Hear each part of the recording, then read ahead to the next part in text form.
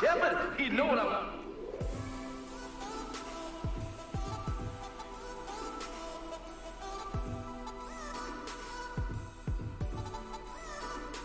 No nobility in poverty. I have been a rich man and I have been a poor man, and I choose rich every fucking time.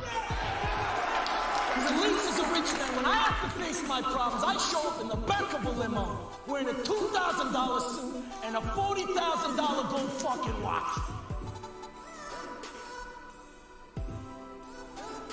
You didn't put in on this, man. Doesn't get to see him.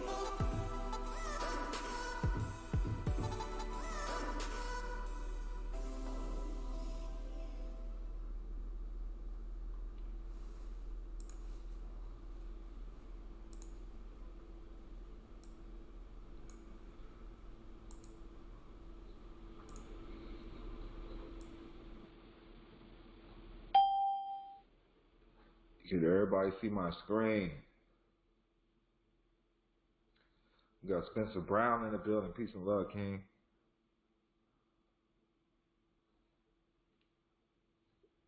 You're absolutely correct. Okay, I'm doctor. He says, so some people, he's asking about the 1040 or 1041. Now I'll go over this at the end of the class. I will leave an open discussion at the end of the class. All right? Now, what I'm going to need everybody to do right now, I'm going to need you to send an email to support@thedonkilam.com. I'm putting it in the chat. support@thedonkilam.com, and put 1099 OID class in the memo box. Put 1099 OID class video. 1099 OID class video, and I will make sure you get this replay because I am recording it. All right, so you can get this replay. And send that to support@thedonkilam.com. Subject is 1099 OID class video. Now, so there's no questions. Ain't no questions. Now, for coaching, everybody, if you want coaching, if you want to lock in your coaching spot, all right, because full coaching, I'm going to need at least $300 down. $300 down to get started. $300 down. Lock in your coaching spot. I'm going to have to pay somebody else, another expert, and we're going to be on your case, all right? So I'm going to need at least $300 down. So $300 down for coaching, and because we got a long list for coaching, for 1099 OID coaching.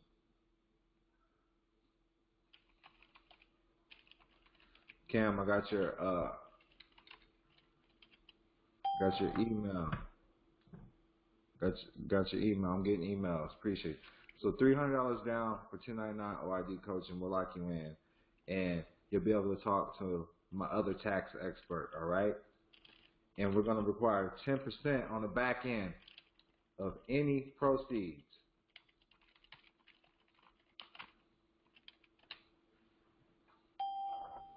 Just so y'all can see it. Good day, Athea. Betty Taylor got your email. So, 1099 OID class video. Send that to support@thedonkilam.com. Now, if you want one-on-one coaching, we're going to need $300 down. It'll be me and another expert. I'm going to pay him. Out that $300, I'm going to pay him $100 just to talk to me to take your case, all right?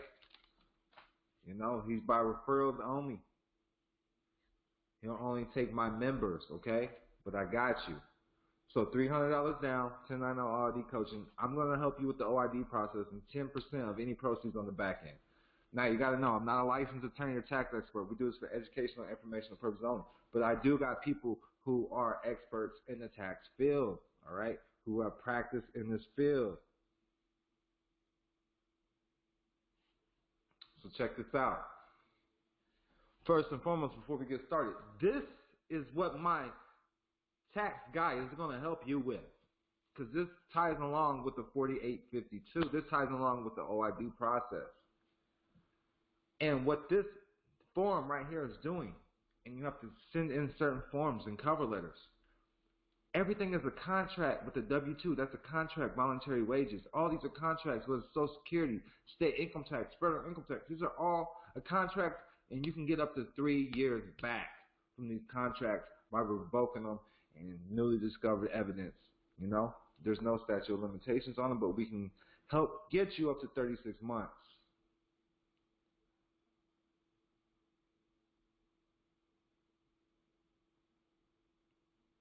Got you. So that's one thing my tax guy will help you with. All right. He's been taking a lot of my cases, so now it's time that we make sure he gets compensated just to talk to you guys. All right, because he's got a lot. He's overloaded now, just like me. But we're going to be going on tour soon, so be looking out for that. I got a trust guy, I got a business guy, and a tax expert. So with the 40, he asked how many years can we go back. For the 4852, they're only allowing us up to 36 months. All right. Cam Dawson says he's getting that coach. So 4852, Vince will help you with. I want y'all to, you can look it over, you can look at it. This works for W-2 employees, independent contractors. If they took anything out, this is going to help you. It's a substitute for the Form W-2 wage and tax statement, or the Form 1099-R, distribution, foreign pensions, annuities, retirements, or profit sharing plans, IRAs, and insurance contracts. Also got a guy who does stocks and all of that, but we're still working with him. We haven't came in under any agreements, but I do got another trust expert. I got another trust expert. I got a tax guy, and I got a business expert. All right, all on board. All on board. We're going to start touring soon, so be looking out for that. So the Form 4852. Now, some of y'all have been rocking with me for a minute. I just want to go here before we get started to let you know, like, this is not Don Kilam's information. I'm just showing you what I have an understanding of. I put some stuff together in my head that started making sense. My validation of why certain things were working. And not only do I know now, I can prove it. So who owns the U.S. national debt? The biggest owner is not foreign entities, but U.S. taxpayers.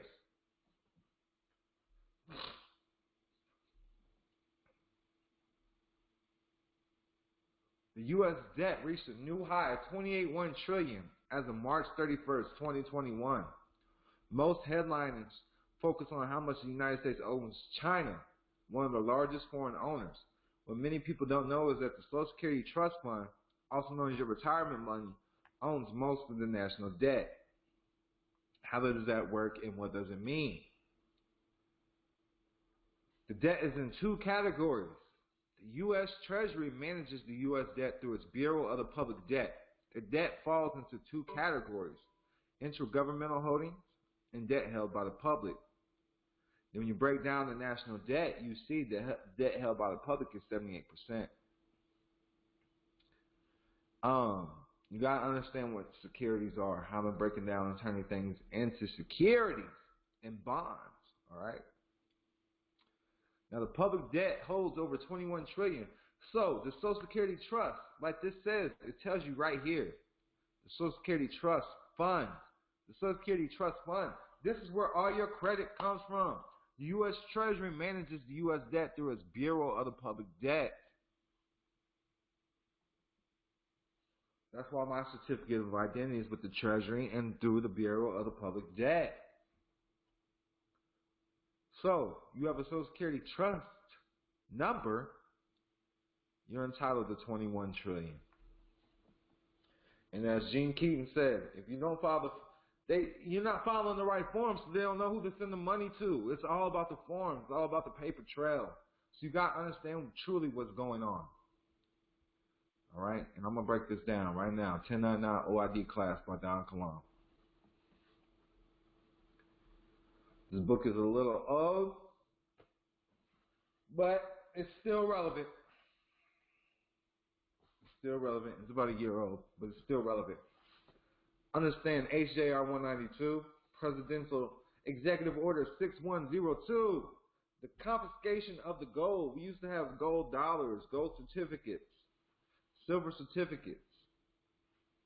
They confiscated that. Our money is no longer organic. Breaks down what is the 1099 OID. Well, according to Jeff Anderson from StopThePirates.blogspot.com, he's saying it's reporting gambling proceeds. You know, I never truly understood that. I can see it, but look. Now, withheld and the withholding is federal. Because of the public policy, HJR 192, the funds can be reported as a federal withholding in possession of the named recipient on the 1099 OID. It is your credit they use to prepay and plan to use the agency's services. So you might ask for the plan to use their services and provide you the papers to file. Now, so any federal taxes that they're withholding, that's yours. That's yours. You know, you created something with them. They're withholding your money because you directed them to. All right? By the forms that you're filing, you're not filling out the right forms. And today I'm going to show you. I'm going to show you how to fill out the correct forms. So the IRS is your friend. And you have to understand this. Now, a corporation cannot talk to the live man. So you need to understand the importance of creating your name into a trust and an LLC. Estates, foundations. Learn how to create your name correctly on paper and utilize it correctly on paper just like they do. So then you can speak to these organizations because a live man can't speak to a corporation. All a live man can do is control the corporation and direct the affairs of the corporation. So the live man can't touch money, the corporation can. And this is the difference. This is what you need to understand. This is what I want people to understand. So it goes about accept for value, all debts are prepaid. I mean, you send in your receipts, all of that, you get that money back because everything's a game. Now, I'm about to skip now. Read, you know, you gotta always put in the history when you're getting your information and why you think it's true. All right. State your claim, state your facts, and that's what I do. That's what I did. Now, page 47. This is where it breaks down the good stuff. It starts to get simple for you. HJR 192 took away gold in exchange to prepay all your debts, past, present, and future. Understand, it is not a tax until you assess the tax. Why do you have to assess the tax? Because you own the credit the government is using. 21 trillion. I just showed you this. 21 trillion. Like, it's not nothing we are making up. It's not nothing I made up. This is not nothing Gene Keaton made up. This is nothing Patrick Devine made up. This is nothing Don Kalam made up. This is not Don Kalam's information. I'm not just pulling this out of thin air. People can run their mouth and talk a lot of stuff because they see the transformations in your life, all right? A hater is going to hate. Let them hate. There's a lot of people out there that wants to keep you away from the truth. This is the truth. It's right in front of your face. The public holds over 21 trillion, almost 78% of the national debt. Who is the public? How do we know the public owns it? What many people don't know is that the Social Security Trust Fund, also known as your retirement money, owns most of the national debt. The U.S. Treasury manages the U.S. debt through its Bureau of the Public Debt. How? The Social Security Trust Fund. 21 trillion, baby. 21 trillion.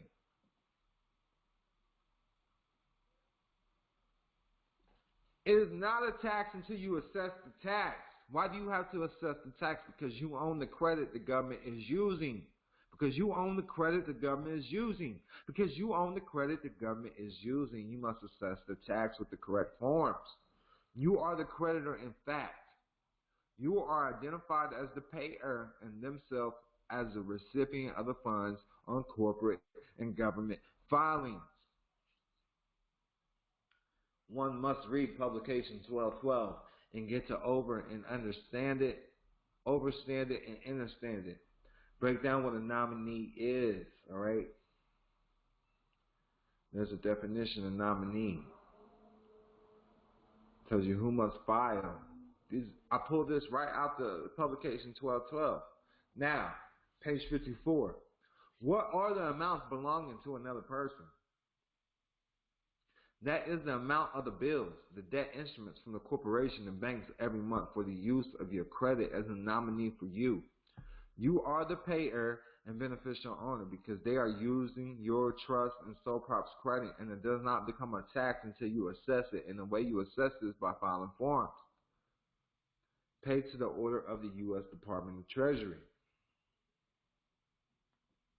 This breaks down how to utilize the OID process if you're in court or if you're going to jail. How to do this. How to get the performance contracts. You're assessing the tax on the, you're assessing the tax on the contract, even if it's an oral contract. They're bonding it, all right, and they're putting it in paper form. They've learned how to commercialize everything you do, all your energy. All their debtors had to use your credit to pay all their bills so they could function in commerce.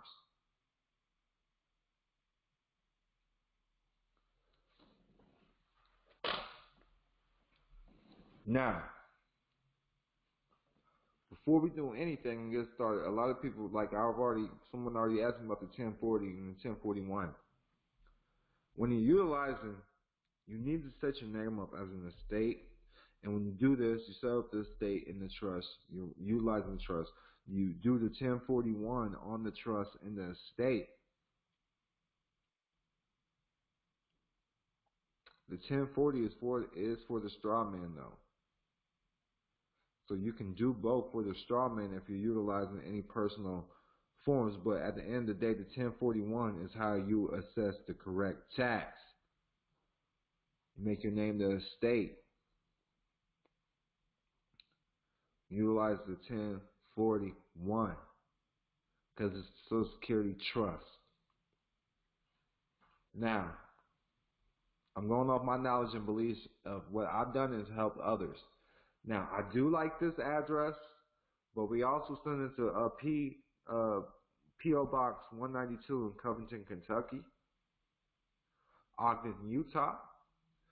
But the cover letter has to do this. Now, look, let them know you filed all your federal tax forms. The 1040, put 1041, 1099 OIDs, and 1096 that I have records for. But I have lost most documents pertaining to tax filings. I request that you prepare and file my federal tax forms and returns that are due. But you're going to have to put the actual years or they won't do it. You're going to have to say 2019, 2020, 2021. Please file the liabilities of taxable income to me, but to omit filing or posting deductions against the taxable income to me, making adjustments to dilute the liability on taxable income, as this is a conflict of interest. This request is for return to the source for settlement and closing the exchange of Treasury Direct, and that would be your social. Also, in the 1099 OID, the correction box at the top should be checked, and also the Treasury Direct number, which should be your social, is to be placed at the account number at the bottom of the 1099 OID on the recipient to prevent identity theft and the account being intercepted and diverted or deferred if left open. Respectfully, and then your name, the social, by, then your social with no dashes.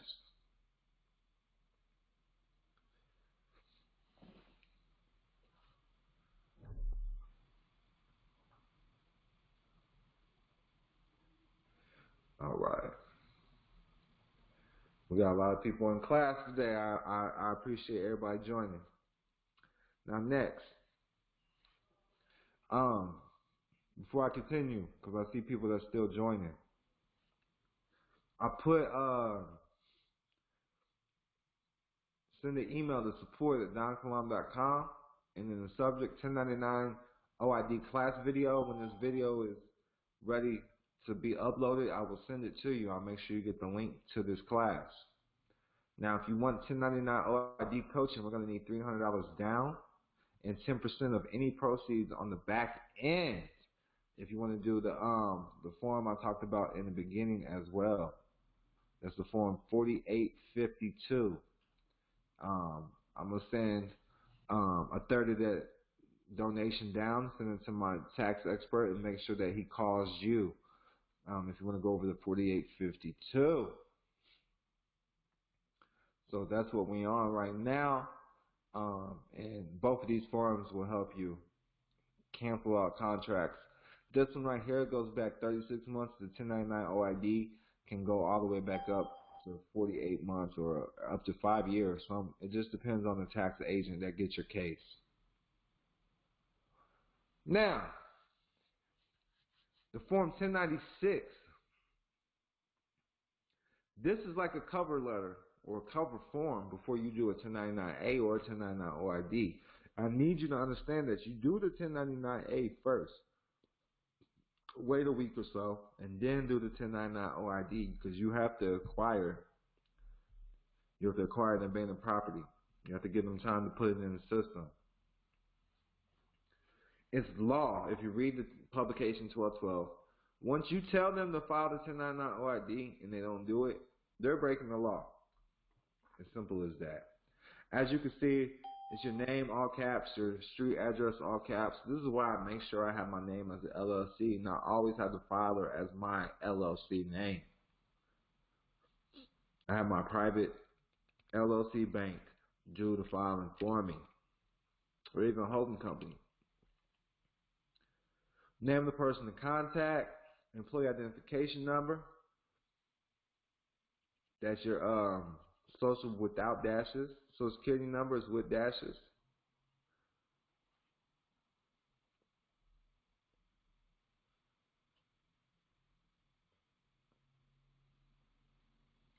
And there's the information right there. It tells you exactly what to do. Now, if you want to do it this way on the 1040, you can. But when you set up your estate, I do it from a 1041. So I showed you this is the way you can do it with the 1040 and tell them to fill it out. But I would utilize the 1041.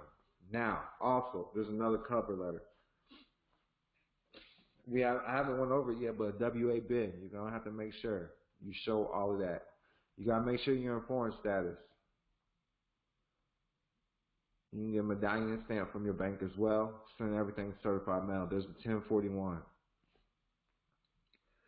And a 1040V if you're doing bills. Now that Form 8281, let me show you this.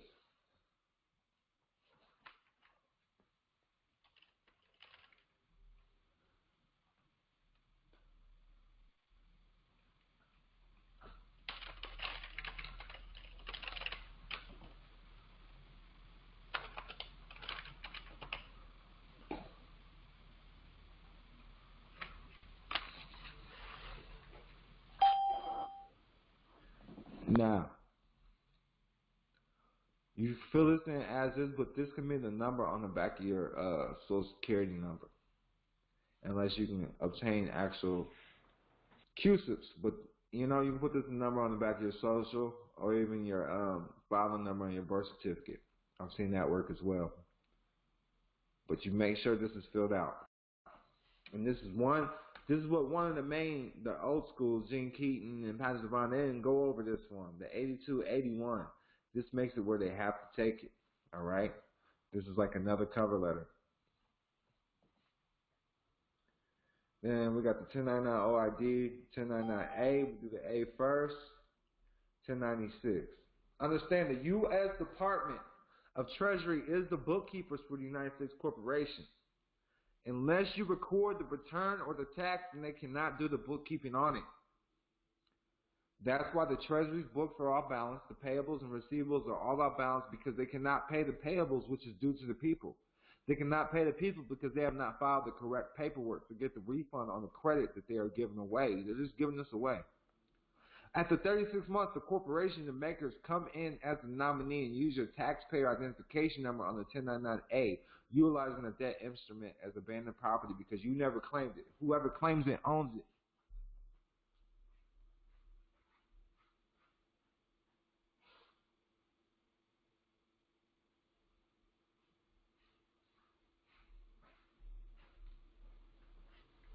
Just letting that sink in. The Treasury's books are all balanced. This is why they owe the people $21 trillion. All right? This is not something I just made up. The public owes over $21 trillion. And who says this? Where does this come from? The U.S. Treasury and the Department of Public Debt, Bureau of Public Debt. The receivables are all balanced because they cannot pay the payables, which is due to the public, which is due to the people. They cannot pay the people because they have not filed the correct paperwork to get the refund on the credit that they are giving away. After 36 months, the corporations and bankers come in as a nominee and use your taxpayer identification number on the 1099-A, utilizing the debt instrument as abandoned property because you never claimed it. Whoever claims it owns it. Anytime you're trying to assess the tax of somebody, you send them an affidavit and a W-9 requesting their taxpayer identification. This is the admin process right here. You have to do the admin process first. You have to tell them, hey, do the 1099 OID. I know my rights, da-da-da-da-da. And then they're going to see if you really know your rights. Because next step is find the correct paperwork. The amounts belonging to another person is the amount of the credit they are using. That's when you get a billing amount. And that shall be represented as a tax when the tax is assessed. It then becomes a tax issue, a tax matter, and then it becomes a return. When you show the corporations as recipient of the funds, then the IRS shall issue you a refund.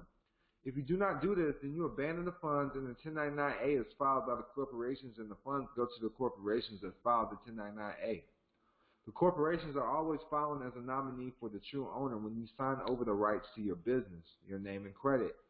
Everything is a tax issue under the bankruptcy of the United States Corporation. Everything is a tax issue. The sole proprietorship, you probably sold your foot when you're born, right? The sole proprietorship is the simplest business form under which one can operate a business. The sole proprietor is not a legal entity. It simply refers to a person who owns the business and is personally responsible for its debts. A sole proprietorship can operate under the name of its owners, or it can do business under a fictitious name. The fictitious name is simply a trade name. It does not create a legal entity separate from the sole proprietorship owner. So when the business gets in trouble, the person gets in trouble. Your name is automatically a sole proprietorship. When you are born, a birth certificate is created. A birth certificate is just simply put a title of ownership, which has created beneficial interest within everything you shall own. Sole means one, hence sole prop. They prop the sole of your foot, and as soon as the Social Security number is established, your taxpayer identification number, that is your private banking number set up for the Social Security Administration, which is another trust. The benefits are tied to you being able to utilize trust certificate units from the Federal Reserve, which is under the NGAWI Trust. Yes, that is the name of their trust, the NGAWI. The Constitution is considered to be an express trust. When you go into any courtroom, you are creating constructive trust. This is a different topic for a different book, but as of right now, let's stick to the sole prop business and the tax. 28 U.S.C. 3002, the definitions. Court means any court created by the Congress of the United States, excluding the United States Tax Court. Debt means amount that is owed to the United States on account of a direct loan or a loan issued or guaranteed by the United States. As you can see, all courts and tax courts and all debts are owed to the United States Corporation. If you continue to read the Section 15, you shall see that the United States is indeed a corporation. Person, corporation. 15, United States means a federal corporation. Also note to mention, Section 10, person means corporation. Then again, this is why you are considered a sole prop corporation, and your body, labor, and even well-being can be attached as collateral for any mishap of the business. Due to you not having proper standing, by updating your status, which we highly recommend you do before moving forward with any 1099 OID process. We also have another book on how to update your status properly on the public side and the private side. As your birth certificate is the title that shows beneficial ownership, so that is the private side. The public side is the money. How are you acting and what character or title are you acting from? With a social, you are a slave. A social work for the EIN, the employee identification number. Employees are slaves and employers are the masters. As the social number, the social security number works for the EIN. From a limited liability company, you would act from a member or just an authorized representative, so to speak. With corporations, you act from a chief executive standpoint or even president or vice president. From the trust standpoint, you always operate from the grantor or administrator when dealing with your private affairs within a public play. Boom. So this is still relevant right here. How to fill out the 1099A and OID. You do the A first, okay? Do the 1096 for the A. Have your package together. Then this is the 1099A. Like, there's more to it on a mortgage. I'm going to show y'all that right now. So, part of your package on a mortgage, the admin process is a little bit longer and a little bit more strategic and strategic. Like, there's just a lot more to it.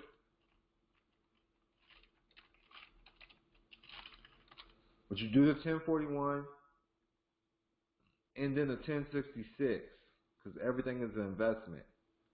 Anytime you pay them, it's an investment because all debts are prepaid. So you would include a form 1066 with your 1099A.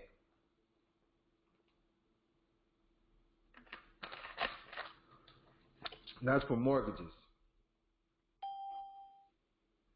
Now, you can also take the bill or the note and attach it. It's called a 1040V form because this is your 1040 as well.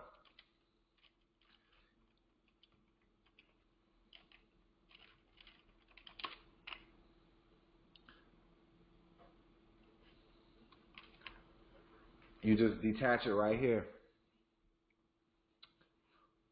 1040V form. It's a payment voucher. You send this in with your bill.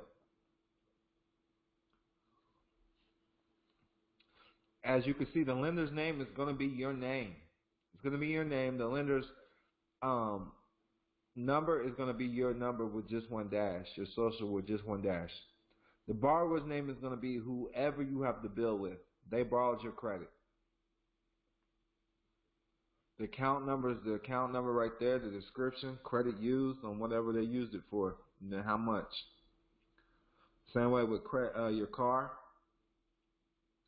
Credit used on your car, utility bills, all of that. Send a 1040V form as well. That's what I would do. Now, the 1099 OID, you wait. Send this in. Now, a week later, do the 1099 OID. The payer's name is going to be the corporation. The recipient's name is going to be the natural man, all lowercase letters, as you can see. The description is going to be the all caps. It's pretty self-explanatory. It's cut. You order the forms from the IRS.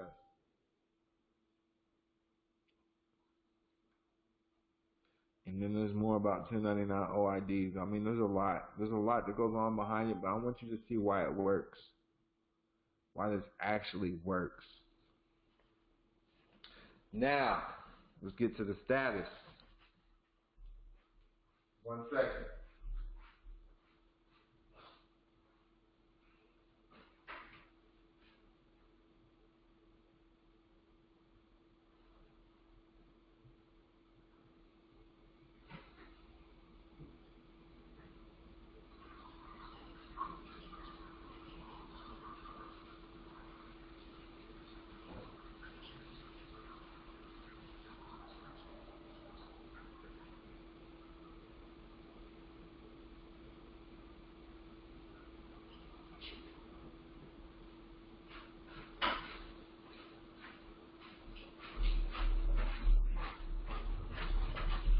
Now, you want to make sure, you got to understand 3 things. Identity, status, standing. Identity, status, and then standing. I do have foreign affidavits. Matter of fact, I'm going to put them in the chat right now. And I'll make sure that everybody gets them that emails me.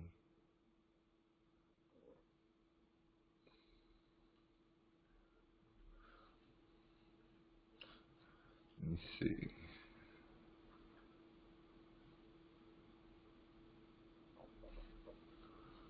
And these are like cover letters for your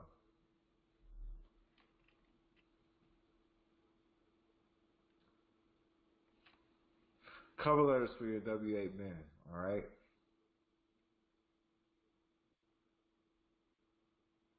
I sent them in Word format, all of that.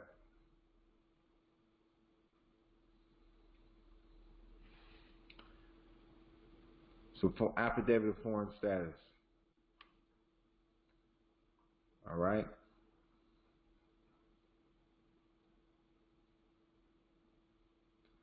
Shows that you're a secure party, foreign status.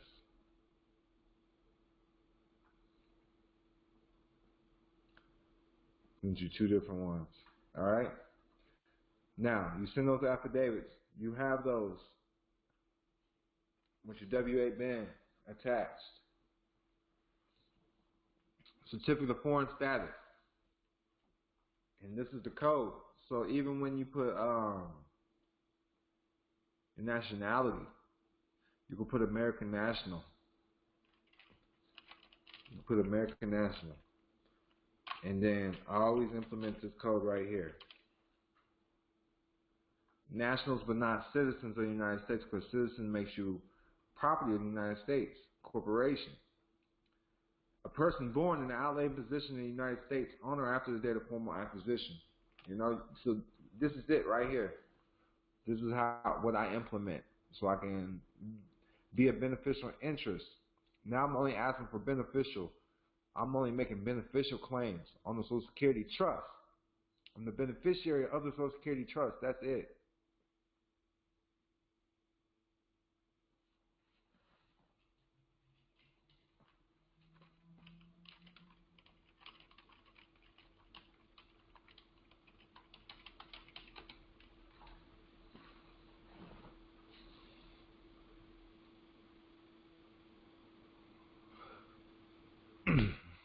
So this breaks down the W-8 band, citizen, why you're not a citizen. So that's as simple as that. So you're not being held liable for anything. Getting you out of that sole proprietor status. And then your business, when you get your money from the government, you put it in the LLC name, all right? You put it in one of the business names. This is just breaking down about W-8 bands.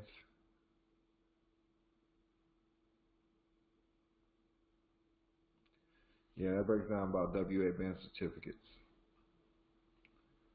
So that's it for the 1099 OID book. So first, I'm going to recap. She said, good looking, thank you. I'm going to recap what you need. What you need. This should all be part of your file first.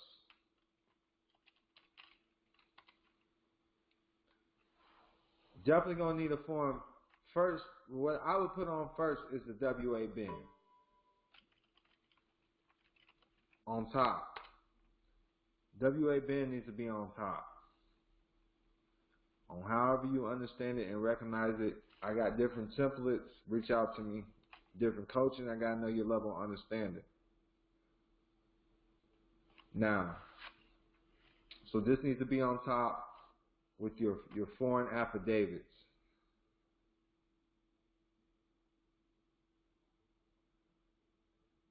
That should be on top with your foreign affidavits.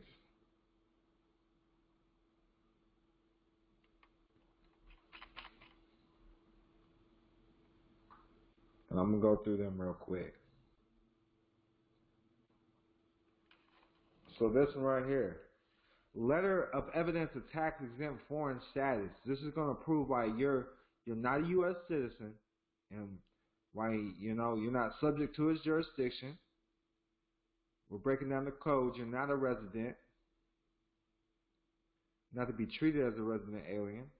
You're not a non-resident alien. You're not a U.S. person. You're not a taxpayer. You don't have a tax home within the United States. You're not an officer, employee, or elected official in the United States. You're not a fiduciary or a transferee. When you're using money, this is the labels that they're giving you. These are all the labels that they're giving you. Non-resident alien, non-resident alien. This is why you're tax exempt, foreign estate or trust. All off the social. You got to understand. You're a non-adverse party. Next one.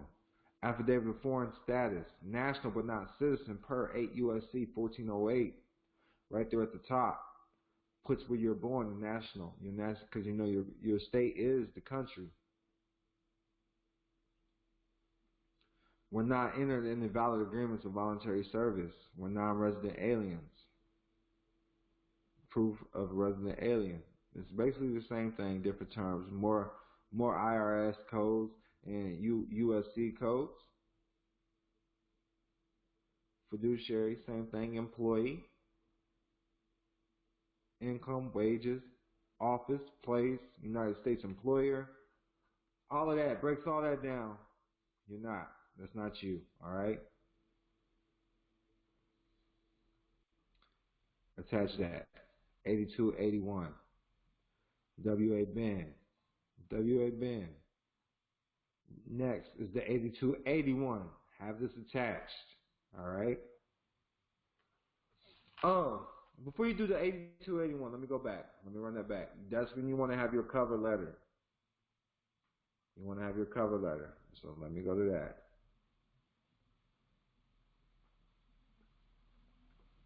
I'm giving you all the game right now.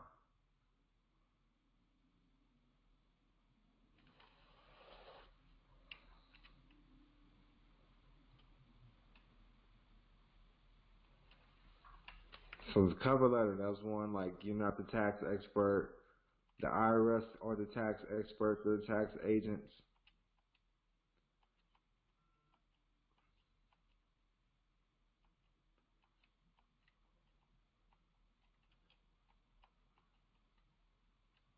Boom, right here. A cover letter similar to this. Then we'll have the 8281. All right. 8281 right on top. And then it depends on how you're doing it. What's your OID in? If you just OID in one bill, then you're going to have to do the 1040V.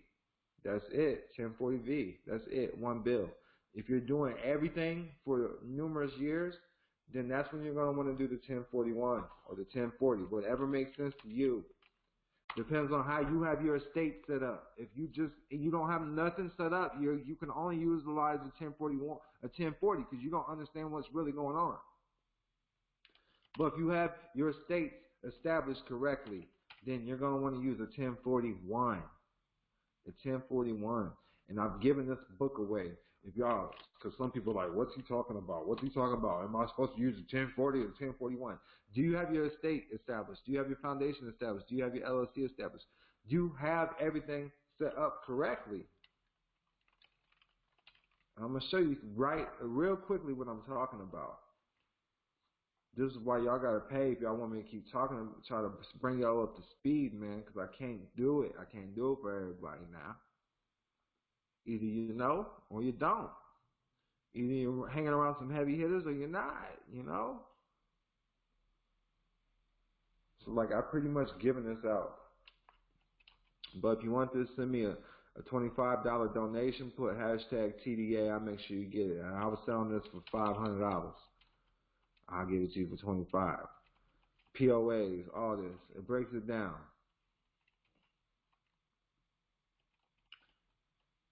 Now look, you got your foreign grantor trust. You got your estate EIN. You got your banker's EIN. You know, you got all different EINs, and you got your Form 56s, which you're going to have a Form 56 as well. I didn't go over this, but you're going to have a Form 56 as well.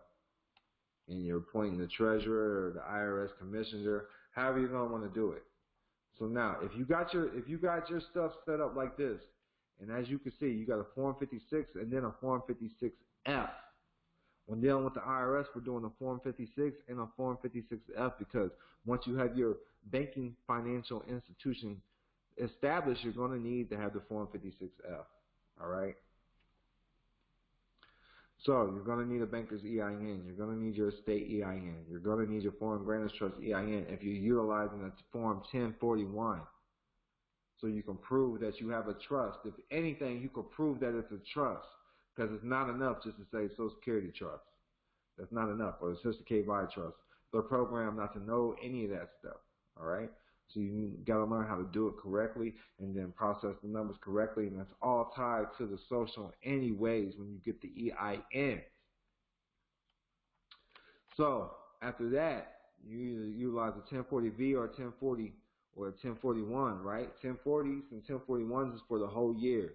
You want the IRS to get everything. Now, if you already got the actual debt note in hand, which would be a bill, then you're utilizing the 1040V, all right? Then starting off next is going to be we got the 8281. You know, we got IRS forms, powers of attorneys too. You have the 2848. They're going to make you fill this out, a 2848. I should just download all these so y'all can get them. I got y'all.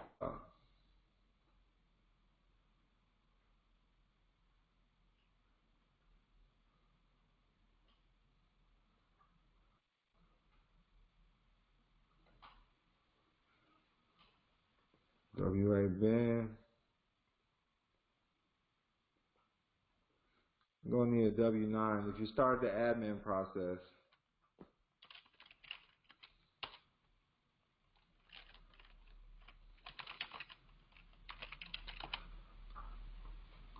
and why I say when you send the W-9s, you're just requesting them to do the 1099 OID for you first before you do it, whether it's your bank, wherever. That's why you're sending that.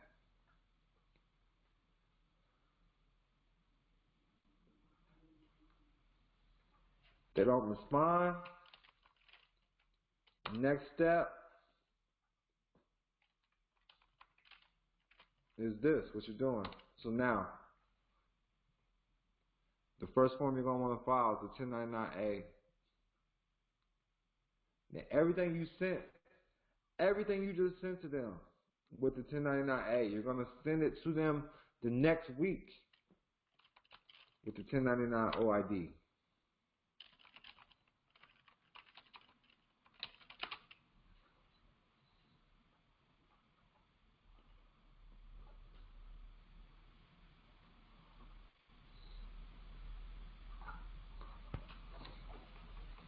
I'll make sure y'all get all this. When I send a video, I'll make sure you get access to all these forms.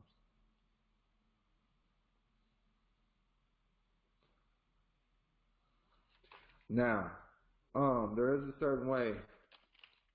I'm about to get that for you now. There is a certain way that you fill out that 2848. I'm gonna go get that right now for everybody so they can see it.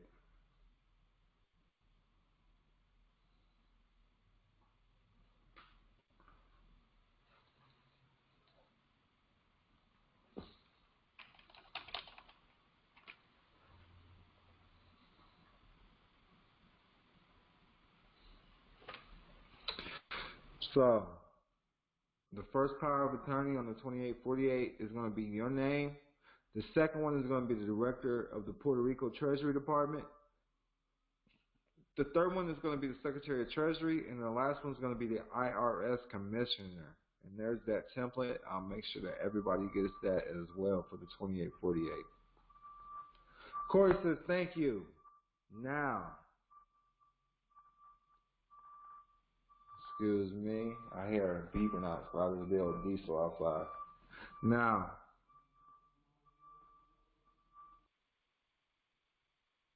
I'm opening up questions and answers. We still got a lot of people in the building, in the chat. Kim says thank you. Now, again, before we get started, I'm going to tell everybody again. You want these documents and these videos, when we're done after class, send an email to support, and then the subject, put 1099 OID video. Alright? Yes, you can use the 1099V for a credit card bill. We got Samira in the building. So questions and answers. All participants are muted. In order for them to speak, they must join the queue and then be selected by the host. The queue is currently empty. All right, we got Kim in there. All right, so we got questions.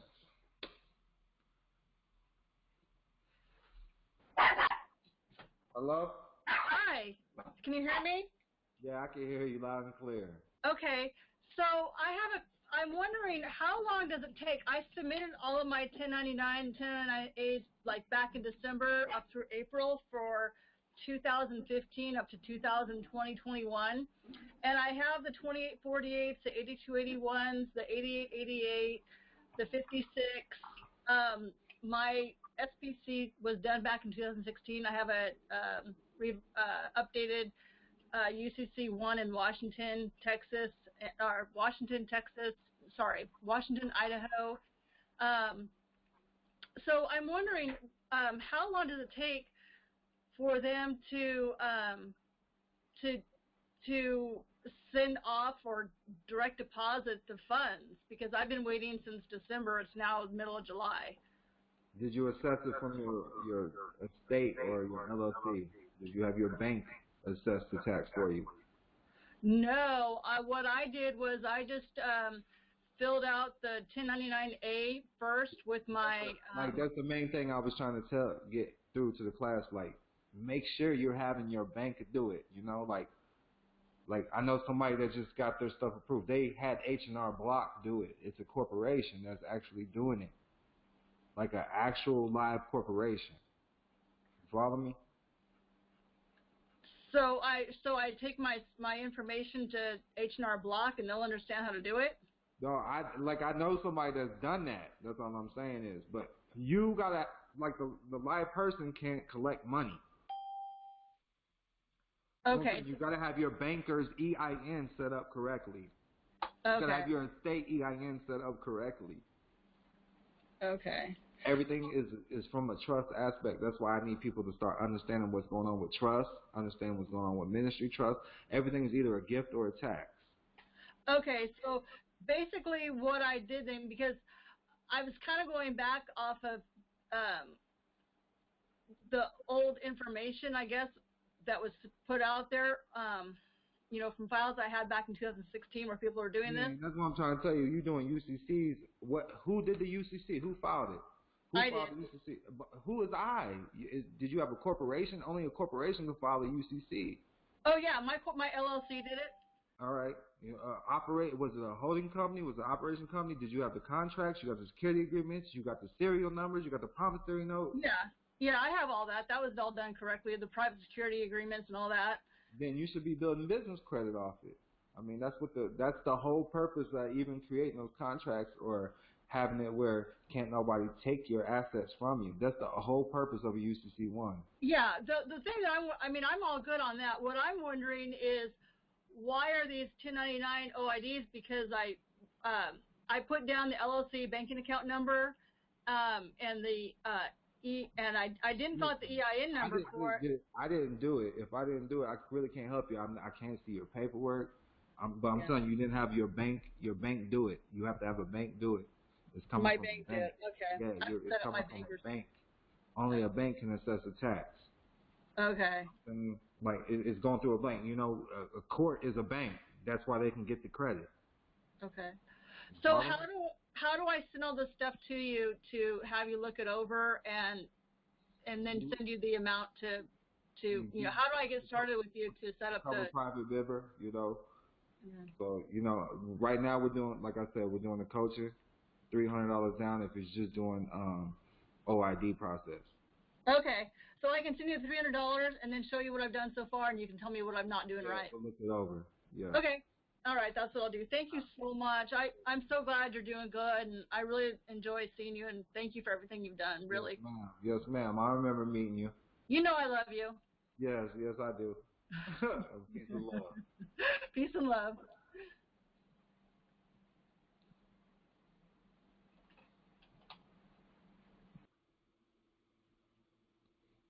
Hello?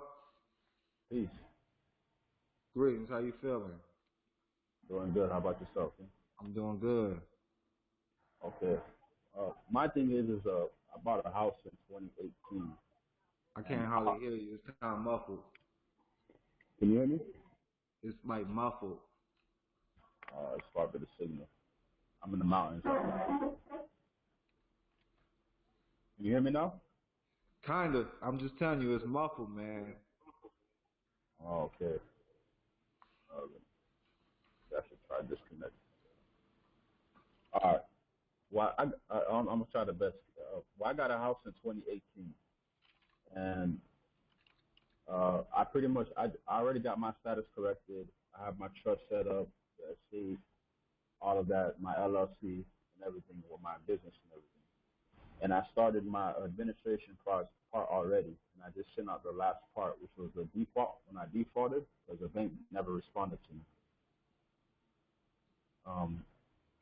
As far as when I'm doing the 1099, that's what I wanted to get the coaching for.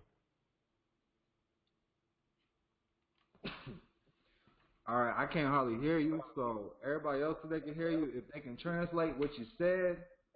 Other than that, I'm going to have to go to the next question, man, unless you could type it in the chat. Yeah, somebody else says it's choppy. So Cam says he heard him, so type it in the chat then, what he say.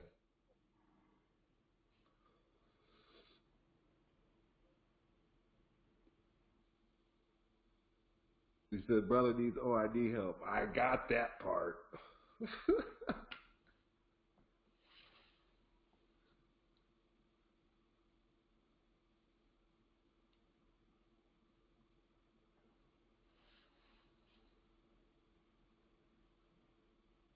Hello?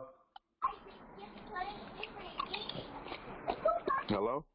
All right, yeah, hold on one second. He said he did a default judgment on something. The bank didn't respond. Then he needs to put a certificate of non-response in. That's simple. Admin process on the house. Through the admin process, you did the 1040, the 1066, you know. Send a $300 donation, man. We'll make sure we can take care of that. It's pretty easy. But yeah, anytime they don't respond, you send a certificate of non-response, get it notarized. You make sure you send that. That's part of the admin process.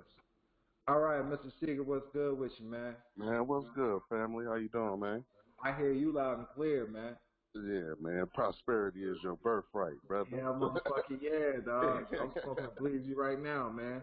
Yeah, as you should. Yeah, man, I just wanted to, I know it may sound simple, but I just want to be very clear on, like, what exactly needs to go to the creditor for the first initial, like... All right, so it depends, like, who's your creditor? So I got it, I said I had a repossession from Kia. All right, perfect. So you just send them a dispute letter. Okay, yeah, which is the offset letter that you had in. Yeah, offset letter, dispute letter, attach that W-9 to it. Okay. You can even send them a promissory note. You know, I've done that before too. But that's the first. When they don't respond, because we're supposed to give you the EIN number when you send that. Send it certified mail. If they send you anything back, it's not going to be certified. You send that right back. You black your name out, put refuse the contract, return the sender. And then the next step is the OID process because they didn't respond. As soon as you tell them to file the OID, they're supposed to because you're asking, you know, my dispute letter is asking for all tax bond receipts, 1099As, for sure. Yeah, it's asking for all that. You did your homework. Yeah, man, come on, man. Make my life easier, dog. Yeah. So I just wanted to, and then you just start the, like you said, you start the 1099 process, which I can send the say a 10, because I already have my estate as well. I can do the 1040V, attach Yeah. that with the note, and Now look, then I don't want to get people confused, but I need y'all to okay, know y'all can just send blank fucking tax forms in. period. You got your shit in. You just send them a cover letter and tell them what to do. You can send them a form 56 or the 56F, appointing them fiduciaries, the right people, and then you just send them blank tax forms. You tell them to fill that shit out. Yeah, do it for me, huh? Yeah, listen, I send them just shit tons of receipts. Yeah, you know what? I thought about that, just piling it in the bag and just shipping Hell that yeah. shit off. Yeah. Now, somebody else was like, how long does it take? Now, the last one I did, it took 8 months. Okay. And they were pretty backed up. So I'm not Yeah, going to say and it's then the going to happen COVID and all overnight. that. Yeah, but when it comes, it comes. Now, they might try to make up some BS. They might try to send you some forms, say you need to fill this form out. Do it. Whatever form they say to fill out, fill it out. But I always send them a WA bin with everything. For sure, man. All right, man. Yeah, that's basically it. Yeah, like I just wanted to. Yeah, that's all I wanted to know, man. For real. Now, I Just to never keep it simple. worked jobs, so they've been sending checks back for the 4852s as well. 4850. Yeah, I have to do my little research on that one. Yeah, my homie Vince, he been doing taxes for almost 20 years. So is that coming from like your W-2 withholdings? Is Yeah, that you're getting rid of the contract because the W-2 is a contract. Got you. You know, so you're like, no, I need my funds back, and they help you get that shit back. The IRS is glad to help. Oh man, that's love. I'm talking with everything. You tell them to do their job. Yeah. You tell them to do their job. And it's just all about cover letters. Once you identify yourself correctly, then it shows you what you have your status to do, and that shows what you have rights for. For sure. And then with that status correction, you just do the W-8, right? W-8 bin. Yeah, that's with the IRS. Now, when dealing with securities or trying to move stuff, you want to do the full status correction with your county, the Secretary of State, you know, and the other people, your full status correction documents, if you have that. But the simplest form of status correction, man, is just setting up your estate, you know, having the LLC, your banker's EIN, all that shit. That's because you know your name's the business now. Yes, for sure. You know what I mean? When you set up the estate, now your name's a trust, so you should have a private trust. And like we're doing private ministry trust now, because that shows where you don't really have to file nothing. Because the less you have to file, the more you're out the system. True. When it comes with budgeted assets. Yep, that's the real sovereignty, right? Keeping your name out of shit. Hell yeah. But if you get any money back from any of these people, man, make sure you have your business cash that shit. Don't ever do it in a personal account. Oh, yep. Okay, yep. Because they can withhold everything pretty much and stop it, seize it, right? Yeah, when you claiming the natural person, all that, they're not supposed to touch money. Yeah. You just contract. You follow me? Got you. Then when you got your estate, you got your other LLCs, your foundations. You can contract between each other and build credit as well. Yeah, for sure. Yeah, I was. Yeah, you put me on to that shit for sure. With the UCCs and all that. Right. Yep. Get that business credit, $200,000. Right. That's it. Yep. But yeah, man, thank you, man. I appreciate you, man. You put this shit in a simple form, man, and most of these, so-called. I had to make it make sense for me. Man, for real. Yeah, for real, man. Yeah, I appreciate. So when you in the LA area, man, hit me, man. I've been trying to get with you, tap in with you when you out here. I mean, no, I'm in LA all the time, man. At the end know. of the month, though, I'm doing something in Vegas, man, with some business partners. One of them is from LA, so yeah, I for might sure. fly back that way. Yeah, I'm off the Shaw, man. I'm that Crenshaw kid. You know what I mean? Okay, that's what's up. You know, I did a song with the brothers in Crenshaw. Yeah, for sure. Hell yeah, man. So y'all be motherfucking crip the fuck out, bro. Man, you already know. Neighborhood. Hey, but y'all cool though, man. Yeah, man. You know, we trying to, we rich Crips, man. Y'all get money. I'll tell you that. For real, man. Real shit, man. Listen, I just need the world to know, man. If it wasn't for the struggle and being in the hood, I would never knew who I created my motherfucking was. You know? Hey, man, for real though. You gonna have for to real. learn If your back is not against the wall and like, you know what I mean, you don't really know. You gonna learn how to survive, and you gotta learn how to stay the fuck out the way. Yep. Period. That's what I learned how to do, man. That's why I shout out to my motherfucking people. That's why I know who, because God is creativity. You feel me? For sure. The most creative motherfuckers on the planet is right there in the hood. Yep. Getting to it. Much peace and love, King. Yeah, thank you. Yes, sir.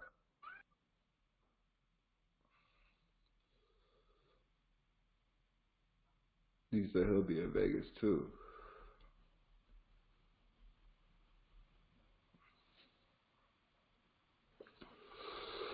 Man, you gonna have to listen to the class later. I'll be when I'm smoking weed. You gonna ask me about some shit I talk about.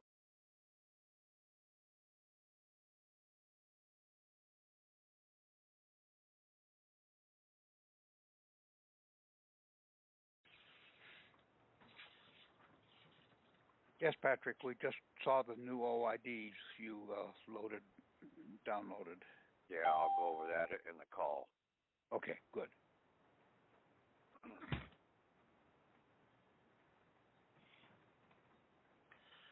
Any other initial questions there before we start in? I do have some questions about some of the other things, but I think maybe they would work better. Go ahead and bring it up, okay? Okay. Well, I was looking at the Confederate Bank Bill of Exchange. Confederation Bank. I do think Articles of Confederation Bank. Articles of Confederation, right. And I presume that the memo field is just like the check memo field. Do you state what the thing is for?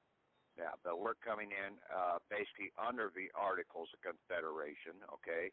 See, this is the fallacy that everybody out here has been operating with, okay? They think that they have to utilize the Constitution. The Constitution's only for the chartered corporation. The Constitution is not for us, the living. We are per the Declaration of Independence and per the Articles of Confederation. Those are two treaties with man and corporations, or man over the underlines, okay? Okay. That you make your declaration, and then basically you set out your treaty, and those are treaty laws. The Constitution is nothing but a charter for a civil government that was out here.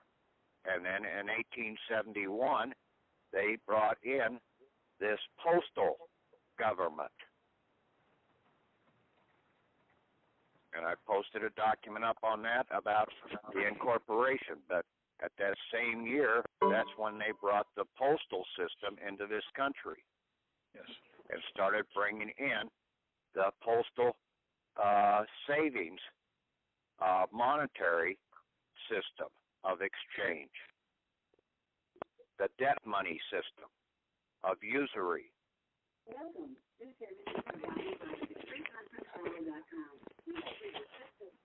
Someone's got their speakerphones up. Turn off your speakerphones, please, or mute yourself with *6. Hey, Patrick. Thank you. Yes, go ahead.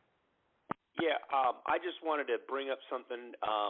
Can you go into, just briefly, since you're talking about the postal, it came out on the news about it said that Postal Service was going to start offering some kind of banking, I guess it was. I don't know the exact story. The whole thing about that is, they're going to basically start allowing you to do more banking things through the postal system inside the bank. That is not the de jure banking system. That is the postal banking system. Okay? And it's no damn good. It's just another means. It's just another means until you get out of the system, okay? Until you realize who you really are. You are first a trader or barterer, okay, of just exchange. Then you are, your right-hand person is basically your cashier, the one who makes the settlement for your bank, because you are a banker. And then the third person you have is basically your court, and that would be your clerk of court of equity. And equity is just out here, is just exchangement, just barter. That's why they cannot have a court of equity, a corporation. They can never give true equity or true justice. You're the only one that can give true justice. They can give civil justice, but that, in a lot of cases, never fully compensates for all the harm that has been caused. So true justice is never fully accomplished in a civil court. So there is no court of equity except us? No, Tom, you didn't hear me. We are the court of equity. Yes, except there us, is right. no court of equity out there. We are the court of equity. Yes, okay. That's what I meant. Yes, there is a court of equity, and it's us. Right, okay. Okay? And that's why they had to give that back to the people. They falsely tried to claim it from us with the Constitution.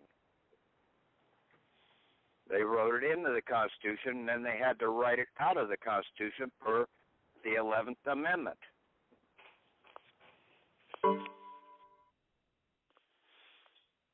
But see, people don't see everything, and they're running off half-cocked, trying to go after the Constitution and the statutes at large and enacted laws and all this other garbage.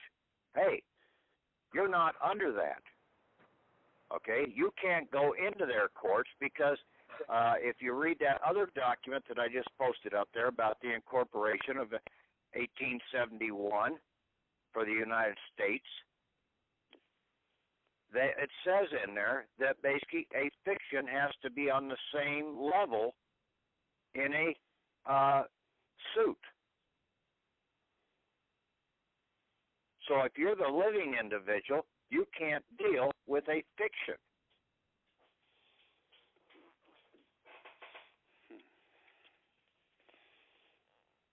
You can't enter the world of the dead. You can't go and talk to Grandma Alice, okay? She's dead and gone. Patrick? Yeah. I think it might help other people to understand what you really truly meant by the 11th Amendment and the unalienable rights that the Declaration had supported, that the United States or the corporation had no jurisdiction or authority over equity. Could you make a comment for everybody, because they've been talking about this?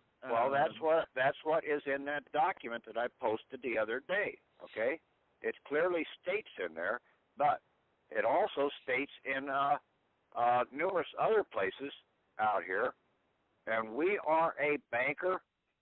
Okay, we're the only ones that can give real asset value to anything.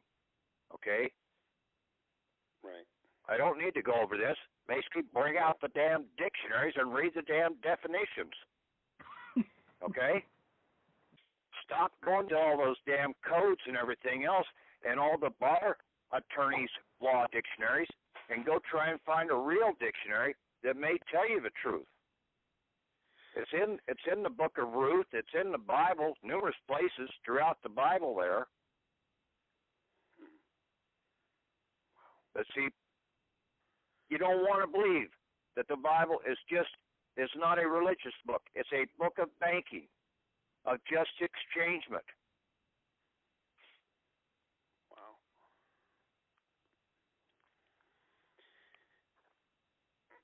Now, I put up 2 new documents up there. Okay, we went to the post office, okay, with the items, or not to the post office, but to the IRS in Philadelphia. Should have heard a response back within 2 to 3 hours, okay, for what I faxed into them. Didn't hear anything. So I said, wait a minute, there's something we're missing. Well, I went and looked that night, and what I saw that we were missing was in that International Bill of Exchange document was a banker's acceptance. And we were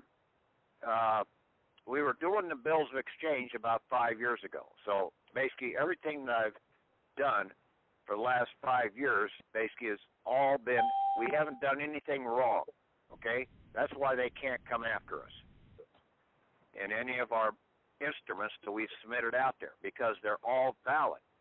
The only fallacy that we had was that we needed to have a banker's acceptance on our bills of exchange. Well, you can take it down to your local bank and see if they will put a banker's acceptance on it. More than likely, they're not going to, because most of them don't know this, okay? They just started up Joe Blow's bank 10 years ago or so, okay? So they have no understanding about what is going on with H.R. 192. We have to take our bill of exchange from either our trader or our barterer, okay? He is bartering an exchange or trading an exchange. And then we have to take it to our bank executive officer, or one of the executive officers, and one of our executive officers is our cashier, our chief cashier. So we do a countersigning or a banker's acceptance with our bank chief cashier. And then to put the icing on the cake, we do a voucher, a banker / court voucher / warrant. And all warrants have to come from the clerk of the court. So we are a court of equity giving justice out here. We're the only ones that can give true justice. The Supreme Court can't give true justice. The Court of Equity or the Court of Claims, they can't give true justice. Only we can give true justice.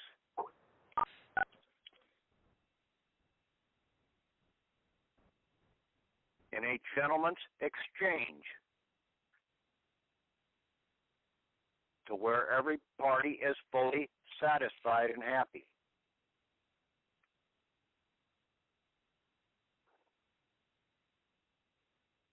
And that's where you operate in the world of right and wrong.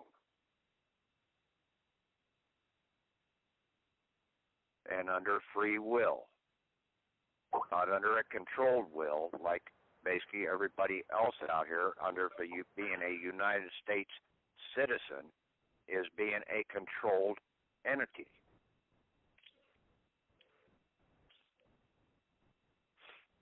So I put up that item the other day, Friday and Saturday there, for the voucher, the new voucher to go, and we will send those into, right now I'm sending one into the Secretary of the Treasury for $1 million with the voucher, and a Form 56 along with it. So 3 documents. And then I'm sending one for $250,000 to the Treasurer of the United States. So I'm going to hit them twice. Now, there should be a federal banking window to where all banker acceptances are deposited or exchanged with the Treasury, the central bank. The small banks bring their banker acceptances in and exchange them with the central bank to get currency out of that central bank. And there should be a banker's window out there, and I think I was to it 4 or 5 years ago when I went to the branch office in Federal Reserve Banking branch office in my state capital.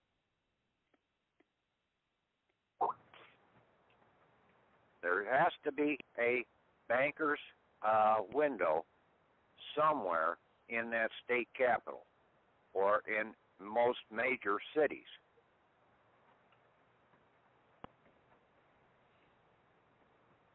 And then they would send out the Brinks truck with your cash to deliver it to you. Or if you went in there, basically you could walk out with it. You've seen it numerous times on the damn movies.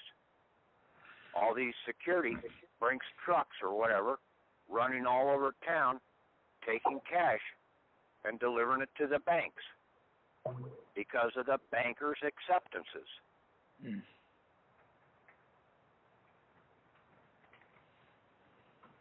Hey, Patrick. Yes. Okay, just real quick, I was hoping you could cover this. Okay, 1099 OIDs back 08, 09. I'll get to the OID after we get through with the bankers. Oh, okay. Okay, go bill of ahead. exchange and voucher and All right. that. Okay, let's get that no straight problem. first. Okay. Okay, good.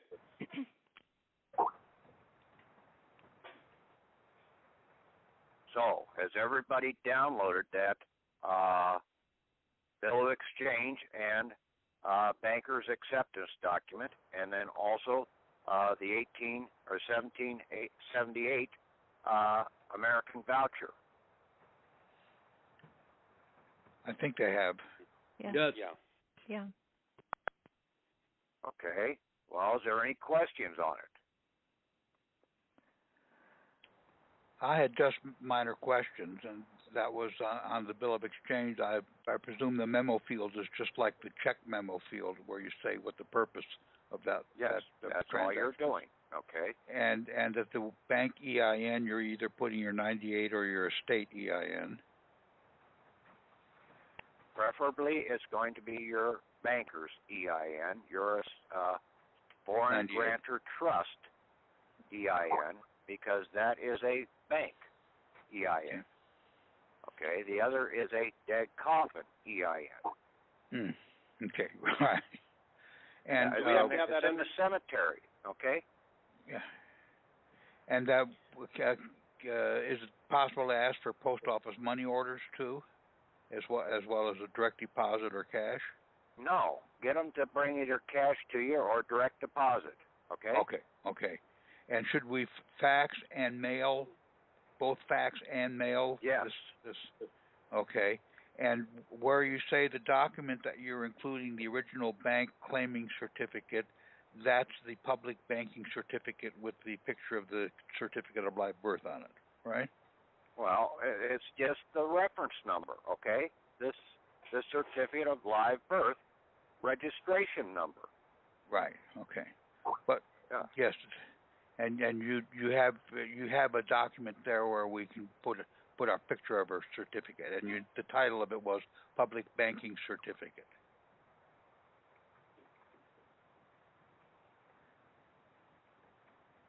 I can't remember what the hell that one was. That was probably in the one that went to the IRS, okay? I think that was in the termination folder. Yeah, okay, that's different, okay? That's it. You either, basically, that is your certificate of your hospital birth certificate or your entry out of the Bible, okay? Okay. That is your real document, your original birthing. Yeah, my original. Record. So my original bank. Let's stop, okay? My footprint. Whatever, okay? The original documents come from the living. The corporation can never have the original document. They only have some semblance, okay? They only have a record. But you're the living, okay, record.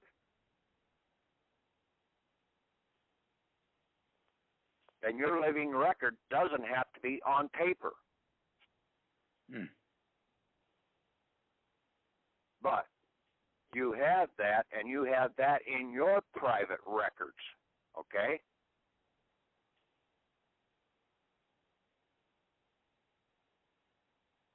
Okay. People think time destroys everything, okay?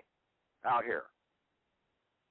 It used to be out here that a pink slip was basically the full ownership of a vehicle. But they fraudulently got this certificate, state certificate of title, claiming that away from you. That is not that's a counterfeit instrument. The pink slip is still the valid, de jure proof that you own that vehicle.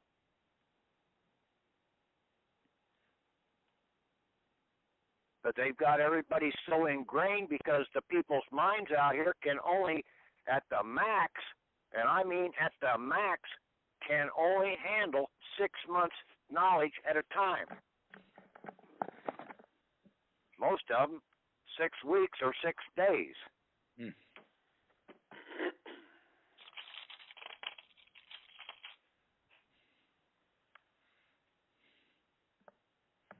I mean, I've looked at bills of sale that down through the history in this country for my family. Okay? Basically, all it needs to be in a bill of sale is a signature by the seller and the buyer. Done deal. Now, everybody thinks that they have to have 2 witnesses out here, but they don't understand what that 2 witnesses was in the Bible. The 2 witnesses were your right and left persons.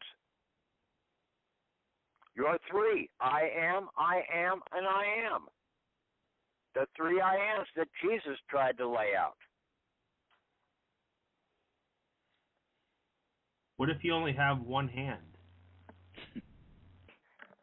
You got a nub or whatever, or a gripper or whatever, you put that, dip it in red ink and tap that on there, okay? You still got a right and left. That's all it's trying to say is you've got a right and a left. You've got right and wrong. Not that they're both, one is right and the other one's wrong, but basically you've got 2.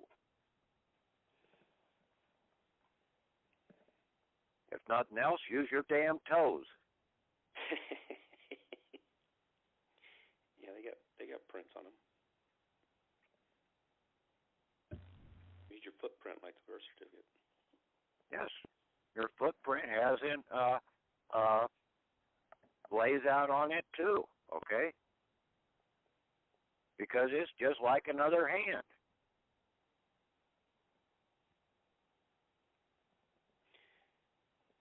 It's got tracks and everything else that run around it.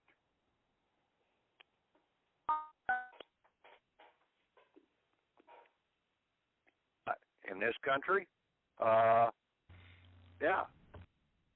Now, some people on a bill of sale in the past, when a farm was sold or something like that, back in before the 1900s, they would get 2 witnesses to sign on there. They didn't have no notary public out there. The notary publics didn't come about until basically forced in by the postal system.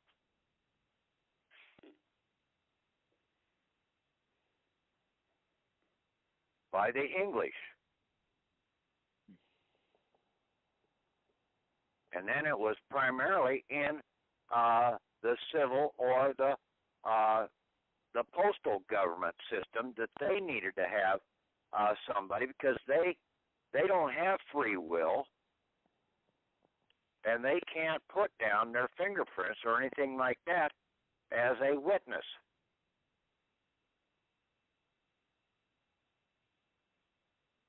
Because in most cases, they're operating under a bond of protection. A private bond in the civil government was what it was supposed to be.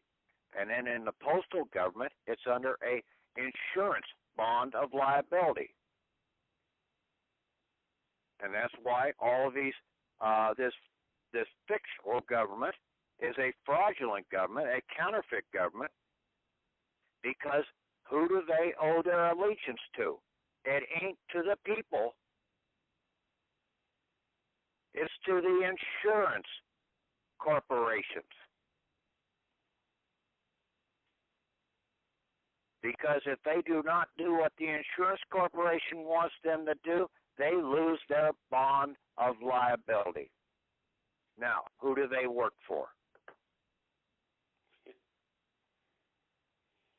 You've got to keep this stuff simple. Okay? And the simple thing is that you have to be out away from them and stay away from their laws.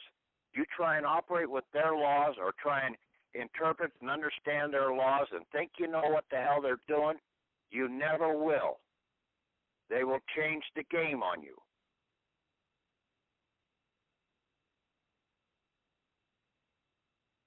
Yeah, I believe that. Okay?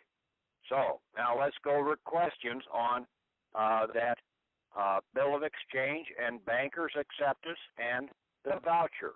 If there's anybody that has any questions out there, let's have them right now. That bill of exchange down there, EIN, I wanted to ask because I know there's some newer people. Is that an undertaking you already have to have that EIN, or if you don't, you could do the SSN or no? Well, you should have one of your EINs, okay, out here. Okay. But and if you can't get that EIN, okay, you're not. I don't know what you're doing, okay? Because people have gone and gotten them, okay? No, I'm brand new. I was just asking. I haven't done this yet. So I'm you've got to get in and basically get that document that I posted up there about getting the estate EIN for your dead person. And you don't stop if you get a hold of a person there in the IRS and start talking to them, and they start getting you a runaround, you say, I want to talk to your supervisor. And then if you still get a runaround, I want to talk to your supervisor. You evidently do not understand what I want. Just go up to I ended up going through two, one low person, one supervisor, and then got to the department manager, and basically listened to me for about 15 minutes, and I never even filled out the SS4, okay? I just called up Atlanta and chewed their butts out. So after about a half hour and the last 15 minutes talking to him, basically he said, I'll take care of that. He said, got in touch with Cincinnati, and they sent me out a state EIN. Yeah, when you squeak, you will get the grease. I like that.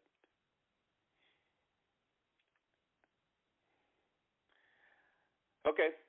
Thank you. Okay. So on the check portion of the bill of exchange, the EIN would be your estate EIN, and then on the bottom portion would be your foreign grantor EIN? Okay. The account. Okay. Let me pull it up here.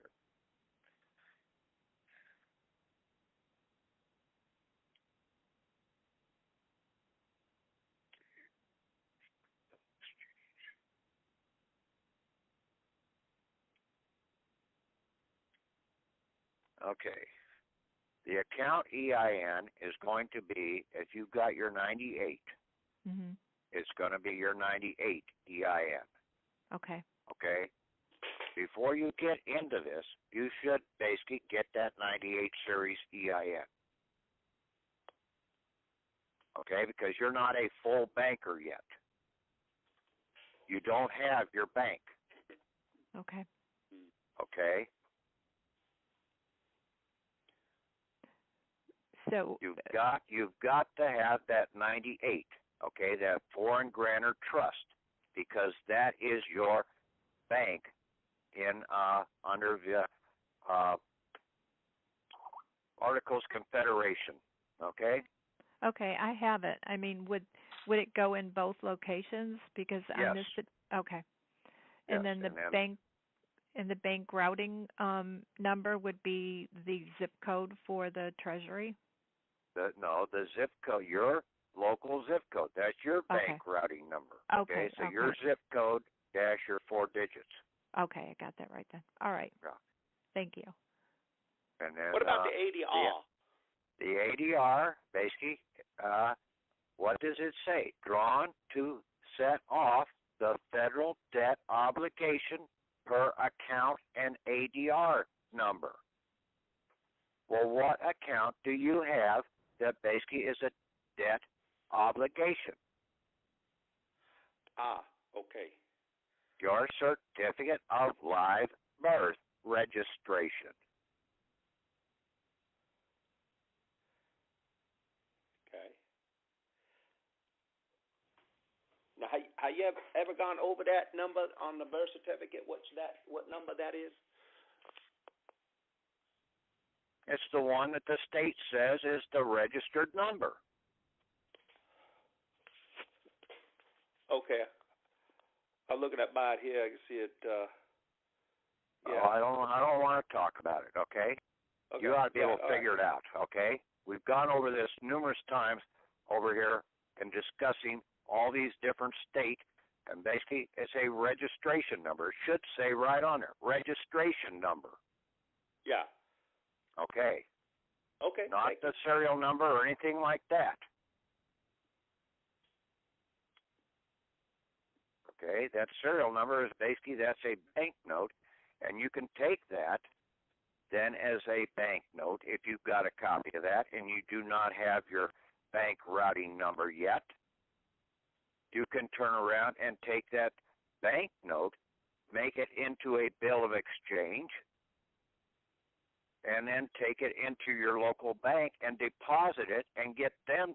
But you're going to have to probably go up to a vice president level or whatever to make this transaction, or the financial manager to make this happen. And it's probably going to have to be at a major banking system like Wells Fargo or American Express.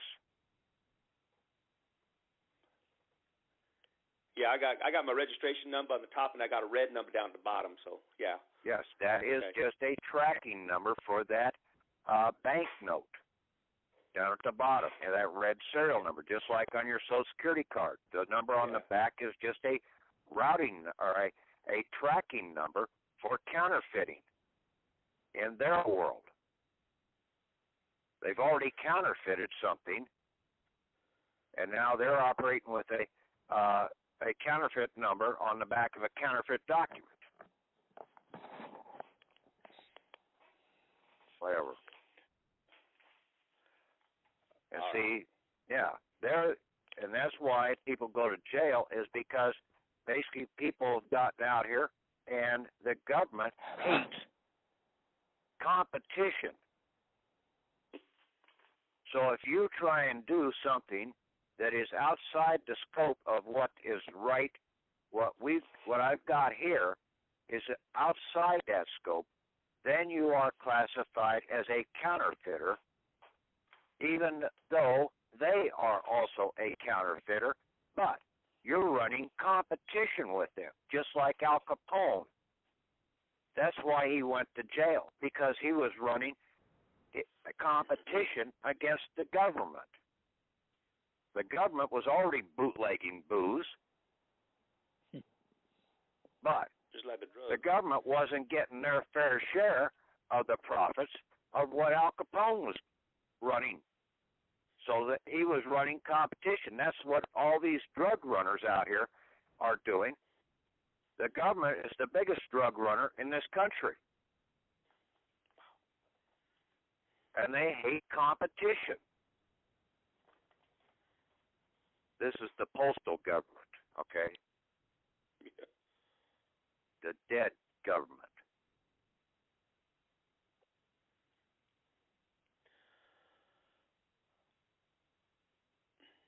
Okay, any other questions on these?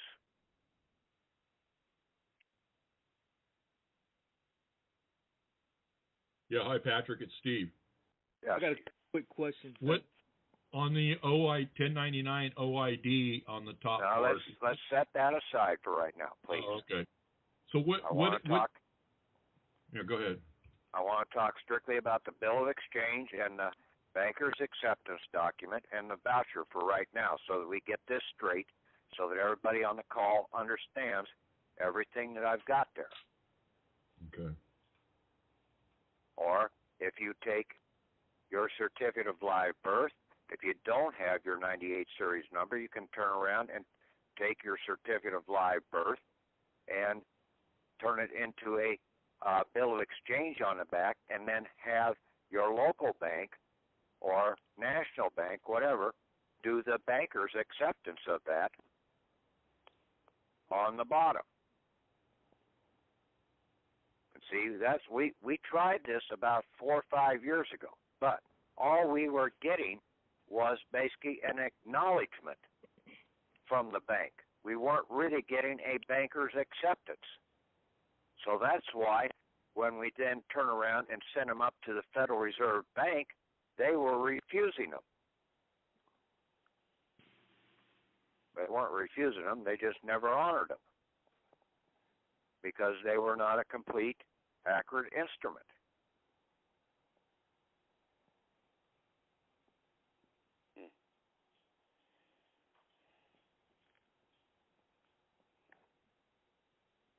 Come on, there's got to be a couple questions out there. I mean... Yeah, I got one. Okay. On the bill of exchange and private bankers acceptance, all right, the bank is in the lower left-hand corner of the Department of Treasury, and you got ATT there. Is that Attorney Treasurer, or what's the ATT dot stand for? Attention. Attention, all right. Yeah, attention, Treasurer of the United States. All right. That was the major question. It looks tight, man. It looks really, really good. And that account number, I had a mistake. It was my fault, but you corrected it. It was the account number. I was using the account number as the registered mail number, but that's like from when I'm reading your bill of exchanges, that account is the EIN number, not the registered mail number that I was reading. For your local bank, okay, you're basically operating everything out of your local bank on that EIN number. You're paying your right-hand person, and just like any corporation, okay, they have an EIN number for that corporation. So basically everybody is under that EIN, but then they have individual accounts underneath that. Right. Yeah, that's what Yeah, you corrected it. See, you only have two people you have to pay. Your clerk and your cashier. Right. Yeah. Looks perfected from here. Yeah, your right and left-hand persons. That pretty much does it. And then on the top left-hand corner, you got the private American banker's address, meaning the trust that you've established or operating out of. And yeah, now see, it's not a trust. Okay, even though it has trust in the name. Okay, it's a bank. Right. Yeah, trust is a bank. Right. Yeah. Oh yeah. Great stuff. Thanks. I'm mute now. Great job. Okay.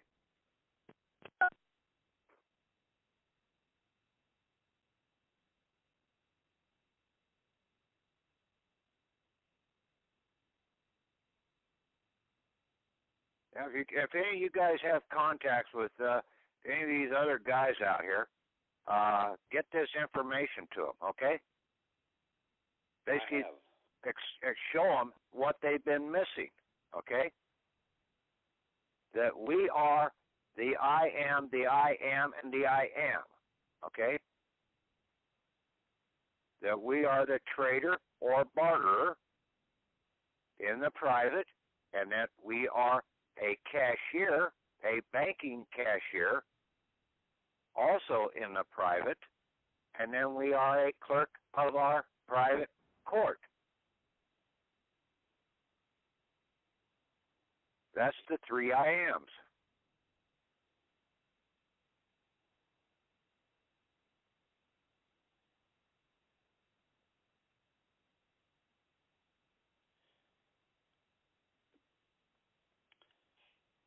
Any questions on the voucher? The vouchies are the United States Treasury and the central bank, and then you use their zip code for the federal ID for those? I used the Secretary of the Treasury's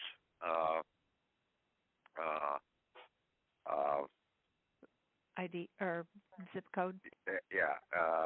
Basically federal ID number, which would be 20220-0001, which was Secretary of Treasury's or federal ID number. Okay. Now, if you're sending it into the Treasurer of the United States, basically she's got a room number, and I just drew the room number as the last 4 digits on there. Okay.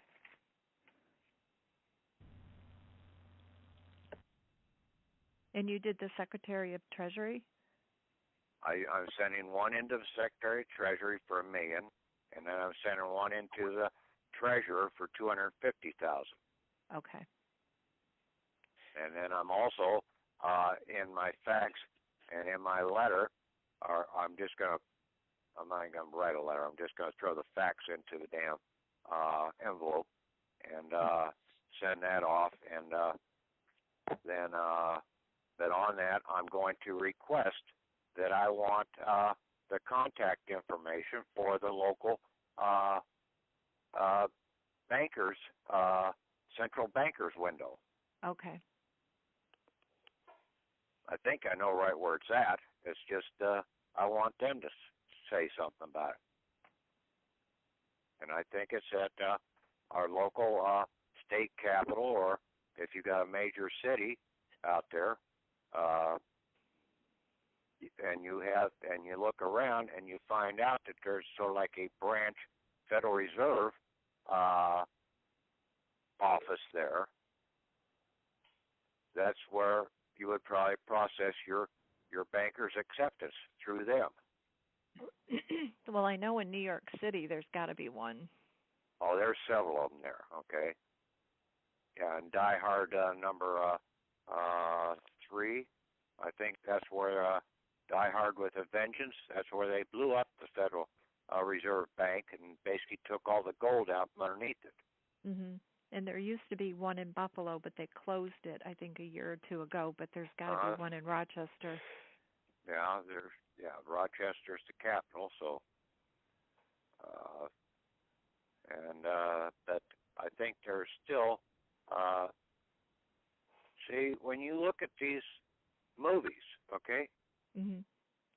and you see all these Brinks trucks running around, these security, and I mean they've got numerous movies out there about security guards and everything else ripping off the trucks and everything else. Well, they're coming out of basically a lot of these Federal Reserve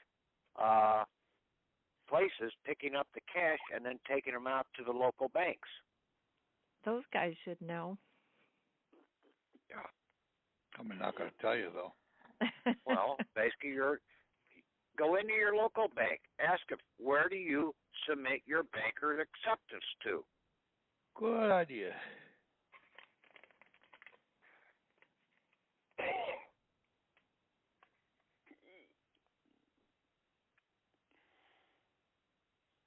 Okay, you can ask questions. I mean, I think you're still alive. That's the problem. Most people don't know that they're still alive. They're afraid to ask questions. They're controlled out here. Hey, Patrick, got a question for you. Yeah. So now when you say that we're to use our own forms, does that also include making our own Form 56? Or not? I would use their form for right now, okay? Yeah. That form can be used both in the public and in the private. Okay? Read what it says down below. Yeah, right. I noticed it doesn't have anything under penalty of perjury, so then that makes... Yes. All right, cool. Yeah.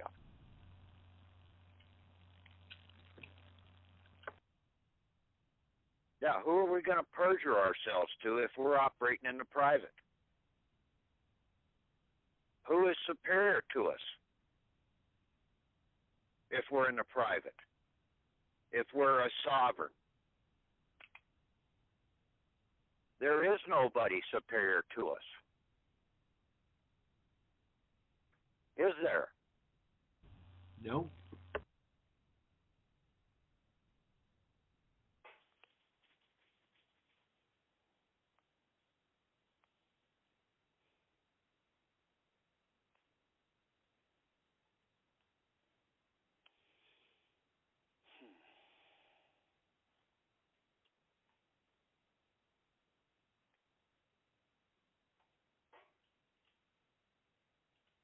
Any more questions about the vouchers, guys, or the bill of exchange?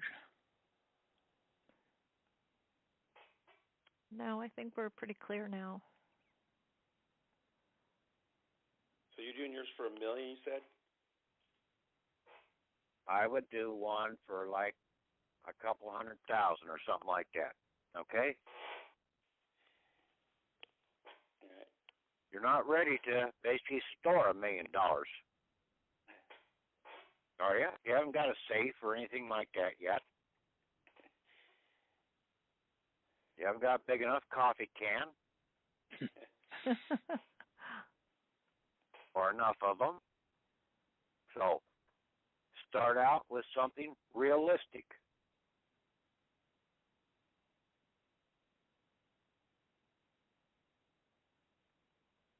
Until you fully understand and have...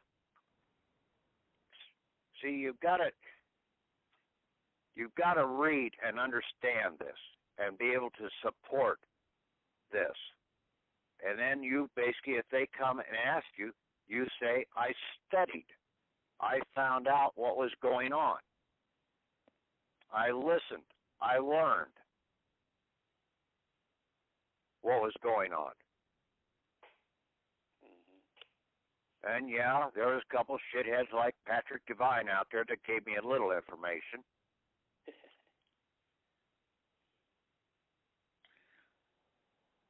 I wouldn't put it quite that way. Well, I would. I mean, I'd throw it right at them. See, they're trying to find out, in some cases, when they're asking that question, is about the sanity, about your sanity. Yeah, that's the only thing that they can try and take you down now out of the living world is if you are insane.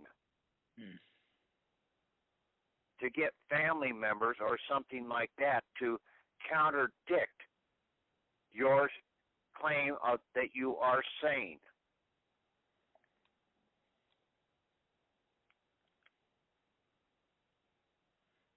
Your worst enemies out there will be your immediate family or friends in a lot of cases. And that is who these guys go to and try and intimidate them because they're still in the system.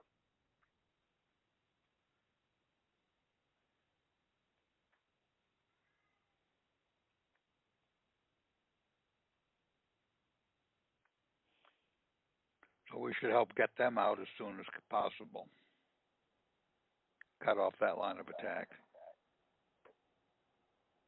Well, basically, you get yourself out and try and get the understanding, and basically then you substantiate it with your knowledge and understanding. Okay. Yep. That you're surprised not, they haven't not come to you. Huh? I was just going to say, I'm surprised they haven't come to you yet and said, hey, stop teaching this stuff. Yeah. Pat, I got one more question. We'll give you an unlimited credit card. Just don't teach anybody any of this. No. Yeah, I had a quick question as far as the bank routing number on bill of exchange and private bankers acceptance. Bank routing number. Now, you got the Department of Treasury down as the bank, the secondary bank, and would the routing number, bank routing number, be the Department of Treasury's? No, that is your bank routing number. Okay, just like take a look at your check. Yeah, okay? I did. That's why I asked that. It's there. Yeah, but this is going to. It's an obligation, full faith and credit obligation of the United States Treasury and Central Bank to make the payment. Right. But this is my bank's bill of exchange. All right, got it. Okay. Yeah. See, my bank address is up there at the top. Right. Right. So the bank routing number goes for my bank, not for theirs. Right. Okay, I'm just addressing where this needs to be drawn from. Correct. Yes. All right, just clarifying Yeah. that. All right. Thanks. And the private tracking number is going to be however you send it out, certified. Whatever number you want. Okay. Oh, okay. If you want to use a certified mail number or a registered mail number, you can use that, or just use your own private tracking number. Okay. Whatever number you want to come up with. Yeah. Okay. Just like you number your checks. Yeah. Oh, okay.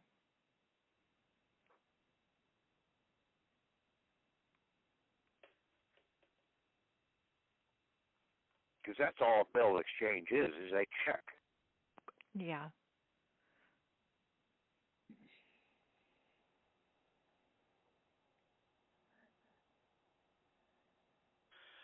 I like the way you set this up, Patrick. It's pretty cool. That bill of exchange is pretty clean and simple. Pretty straightforward, easy to fill out.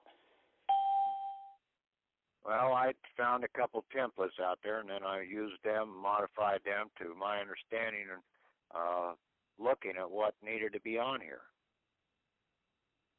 But for about the last year or two, the ones that I've done, we were missing the banker's acceptance.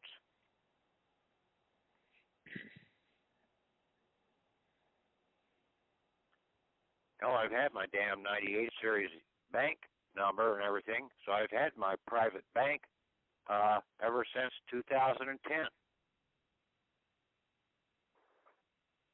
But nobody ever told me how to be a banker.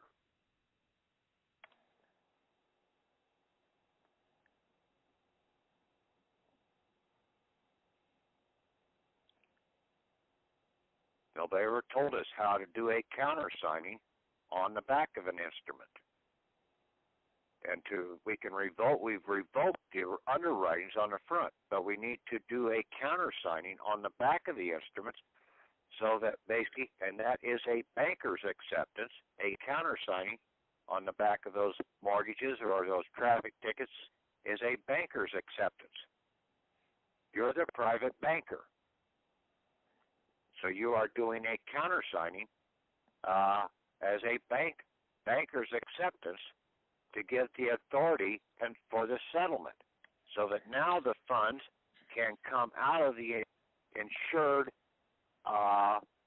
insurance company, paid over to the insurer, your fictional person, release the funds to him so that now he can make the payment to offset the charge against you as the indemnified. Oh, okay. Yes, see, you've got two sets of books. You've got the dead set of books, and then you've got the living interfacing set of books.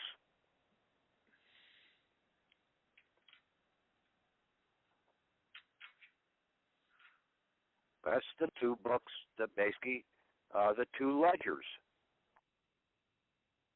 Is that what they call double entry bookkeeping? Yes. One's for the dead system, and so you have to bring it out of that, settle that account first before you can settle the other ledger.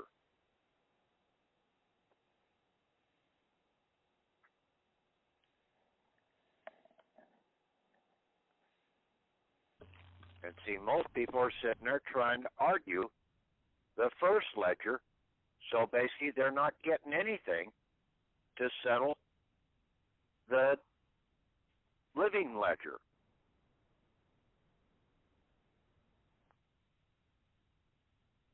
Okay, so everybody pretty much wrapped up on the bill exchange, the banker acceptance, and the voucher. I got one question for you, Patrick. Go ahead.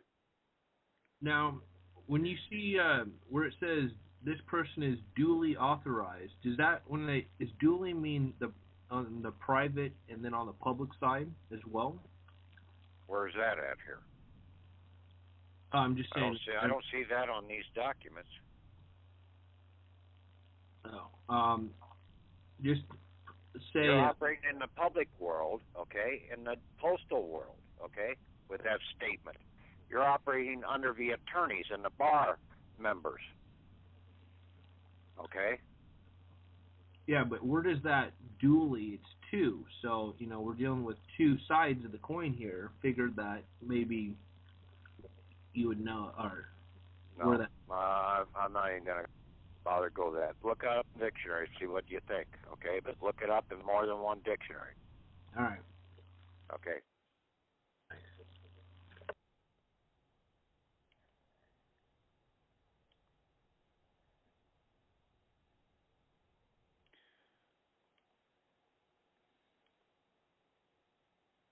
So the private okay, American no other bank questions? Okay.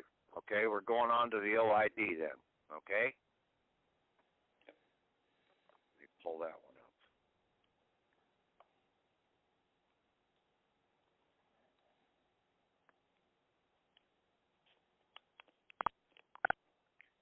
Now, you'll still be doing a voucher along with this, okay?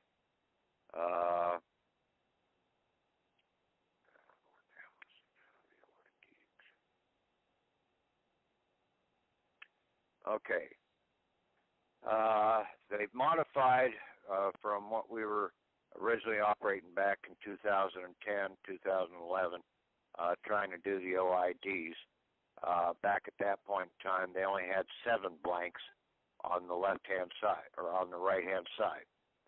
Since that point in time, they've now added,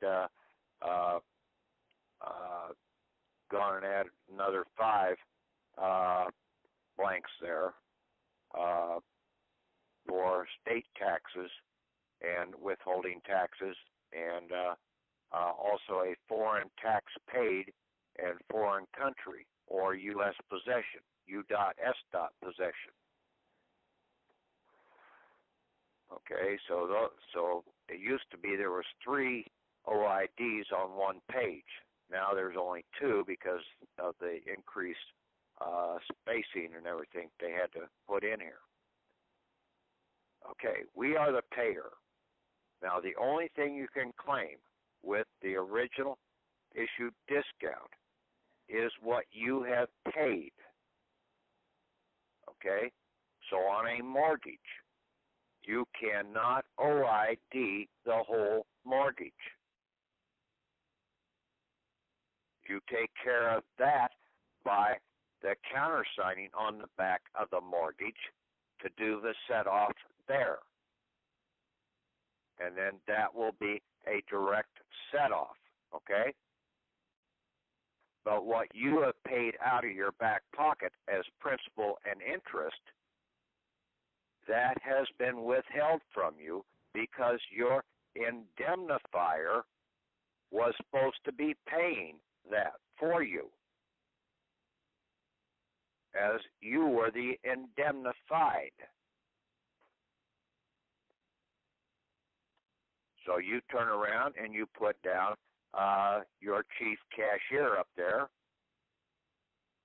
And basically then your federal zone number, your zip code plus your 4-digit number, and then their zip code plus their 4-digit number. You don't need to have their EIN number, okay? And basically then you come down and the recipient would be the bank or the court or whoever. Now, like on traffic tickets, basically, who issued that ticket or that driver's license? It's normally against the driver's license. The Department of Transportation would be the recipient. Okay? That is going out in a lot of these cases, but in some cases it's still going to be through the court. So you need to look at this. The appearance bond should be going to the Department of Transportation. Okay? Or a claim against that. So I'm still working on a couple bits and pieces of this to make this all work. What I show here is basically the USPS Business Mail Entry Office at my state capital, and then I have two different billing machine account numbers down below. So I got $590 out of one billing machine at my local post office, and then the other billing machine is for about $2,500. Okay. So this is all postage. This is all postage. And see, this is what I paid. Okay? I paid this out of my back pocket. But my indemnifier was the one who was really supposed to be making the payment. Because I'm the indemnified. And basically the postal banking system out here is part of this post office, the USPS. Because they brought this in 1871. They're utilizing this dead mail money system.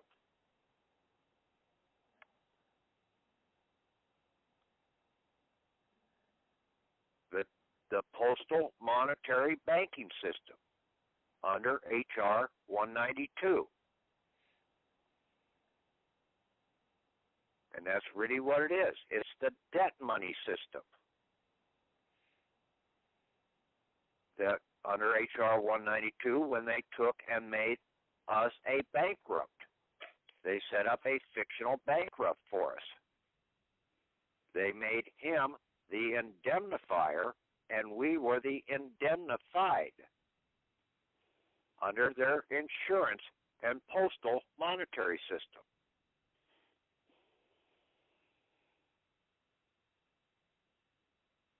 So you turn around and you do this with you do the bill of exchange, or this 1099 OID. You do a bill of exchange with each one, okay? And then, or not a bill of exchange. You do a voucher, okay, to claim that. Okay, so we're not going to do a 1040 or 1041 to claim this. We're not going to use their 1040 or 1041 vouchers, because when you look at those vouchers, none of them go to Austin, Texas.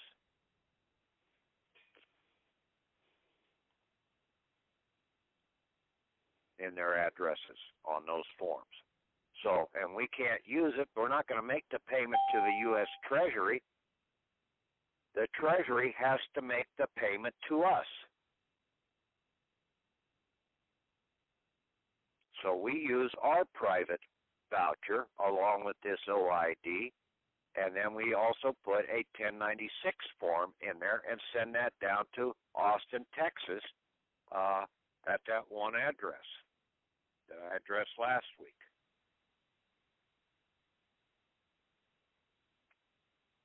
Now, any questions on this? on this particular OID, you did this for postage. Is that what this particular example's for? Yes. For postage that you paid out of your back pocket. Yeah. Now, basically, you could do one for Walmart. You put Walmart down there and basically go to their corporate headquarters. Okay? Right. You can, on the receipt that you get, you should be able to get the store number and the cash register number off of that, and that would be the account number at that local store. The store number and the register are the account. Okay. Okay? Now, is what they added was a foreign tax paid and a foreign country or U.S. possession, Block 5 and 6. So, on the Walmart receipts that you have, now you're not going to find this on your postal receipt because they do not have sales tax. Now, if you live in a state that doesn't have sales tax, then you just forget about 5 and 6. But if you live in a state that does have sales tax, you would add up the sales tax off of those receipts, okay, and put that in Block 5. And then you would put State of Iowa, State of California in all capital because they are a U.S. possession. Beautiful. And they're also a foreign country to you, too. Yeah. Okay, here's one. If you paid out of your pocket, say, some taxes, IRS taxes, state taxes, can you OID those too, or no? Yes. Really? Yes. Okay. Okay. Yeah. See, that's the thing. You weren't supposed to be paying them to begin with. It was your fiction that was supposed to be paying. You're the indemnified. Right. You didn't know how to do the countersigning on that bill and send it back to them so that the funds could be released to your indemnifier, and then your indemnifier could make the settlement under a countersigning as a banker's acceptance on the back of that instrument. Just like what I was talking about before. Right. Now, you could send this in. You don't have to wait till next year. In other words, if I paid something at the beginning of the year for 2014, I can send this OID in like right away and get it back, or is it like taxes? You know, it's the next year. You know, everything. Well, basically, yeah, okay, but you should try and do it either at the end of the year or if as soon as you get. They like $300 or $400, $600 or something like that payment out there to be made. Okay. Okay. And then in a lot of cases, they're going to try and save it. They're going to have to pay this for a Treasury check. So if you can get a non-interest-bearing checking account, get it direct deposited there per your voucher. Okay. Or if you've got a debit card or something like that, you can have that directly deposited into that debit card. Because I just paid like about $8,000 at the beginning of the year for 2012. I had some back tax. I paid it out of my back pocket. It was before I found you guys and knew how to do all this stuff.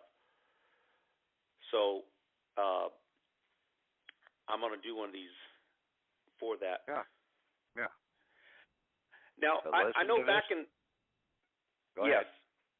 I know in 2009, 2008, OIDs were really, really popular, and a lot of people were doing them, and then all of a sudden a bunch of people got in big trouble. And now everybody's saying, oh, stay away from the OIDs. what, in your opinion, that you know of, if you've heard of that, why do you think that happened to all those people? They got money back, and then all of a sudden the IRS came back after because they were them going after fraudulent. They never made the payment. They never made a payment on those. Okay. Okay. And see, it says payer's name.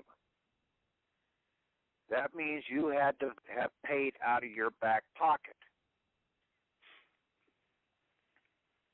So you can't do it with a credit card or anything like that, then? Oh yes. It's got to be cash. Oh, okay. Okay. Yeah. I thought it had to be like But cash. you can also turn around. You can also turn around and do a banker's acceptance on the credit card bill or the utility bill, and turn around and send it back into them. Give them the banker's acceptance as a countersigning on the back of the bill. Yeah. Now they can take that to their bank and have that bank process it through to the Federal Reserve to make the set-off. And you would turn around and send that back with a 1099-C to cancel the debt. But that's only if you have gotten the services. Okay? Like on property taxes. Okay? You do not have to pay all those property taxes that are listed there. Look at your damn property tax, okay? They've got probably 15 different categories on that damn property tax. How many of those real have you gotten any service out of? Very little of them, okay? You're going to have to pay the sheriff and the fire department and probably the road and a few items like that. But if you have no kids in school, you don't owe school taxes. You haven't gotten any service from them in the school. If you don't utilize the parks, you don't have to pay for the parks. Okay? Yep. So you can turn around and claim that back against that. But you turn around and you take that property tax, you do a countersigning as a banker's acceptance on the back of it, and you put a countermand or a counterclaim on there, just like the example that I posted up there for that countersigning. Right. And you claim that back. So it's only money you actually paid out, whether no matter what. I'm talking about the OID now. I'm sorry. Yeah. You just only you paid out. You go down to Walmart and you spend $3,000 in there. Okay. So basically that goes in line one. $3,000. Now, out of that $3,000, there was about 7% of that was property or sales tax. So that 7% is going to go down in line 5. Okay. Right. But you're still going to have the $3,000 up there at the top. Right. Okay. Then you have the federal income tax that's withheld, so that would be the full $3,000. Line 2 and 3 would be 0. Okay. Right. Okay. These forms are not just for our convenience, but basically they're also for others out there in the system that have been utilizing this, like the bankers. Okay. Yeah. And they try and claim some of this back. Okay. Now, the original issue discount on the Treasury obligation, there again, since you paid it out of your back pocket, there was no original issue discount yet. Okay, so it's 0. Yeah. The investment expenses, so that's 8 and 9, they're both 0. If you have no state taxes withheld out there, then withholding taxes, then like special items, then that would be 0 down below. But now if you have like your labor out here, your payments that they're making, you can OID some of that. But there's another way to go about that too. You basically get as a independent contractor as says under your 98 series number, and you do not have a W-4 form. Yeah. How far And then back if can they you don't go? want to hire you, then basically you go out and you start working on your own. Yeah. How far back can you go and claim these? How many years back? Basically, the best thing to do is let them settle it when you get and try and close down the whole account. I got you. Yeah. There are public servants. We're not their servants, so we don't do all the legwork. Right. Just countersign it to begin with, basically. Yeah. Pretty cool. Cool stuff. Hey, Patrick, do we now, have to order send something? Go ahead. Go ahead. I was going to say, don't you have to send something though? I have heard to the recipient that you're doing this, or no? Or is that a 1099-A or something like that? I forget. No, you send them their copy out of this. Okay. Okay, gotcha. Yeah. Got it. Yeah. See, there's several copies in this. Okay. That's right. There's A, B, and yeah. Okay. Yeah, and then read what I have in the description. A private American bank, and then the number that goes in there is my 98 series number, and then 1099 or 1778 AV banking court voucher set off for the indemnified obligation owed from the USPS corporate usury held in the United States Treasury per the Postal Monetary Banking System under H.R. 192. So you would check out the USPS Corporation and put Walmart Corporation or something like that in there. Right. Okay? Cool. Patrick, can you use this for money orders for something like storages or anything like that? From the post office, money orders? You've got a receipt. Yep. You're going after the receipt at that billing machine. Got it.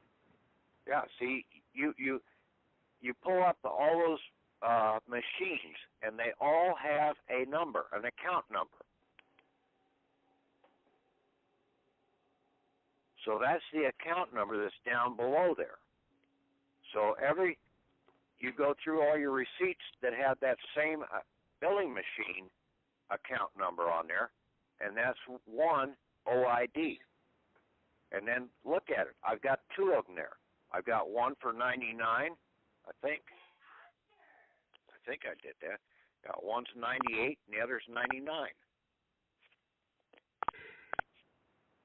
They're the two machines that I have in my local post office. Sometimes they use the one cash register, sometimes they use the other cash register. And see, that's what's registering that payment.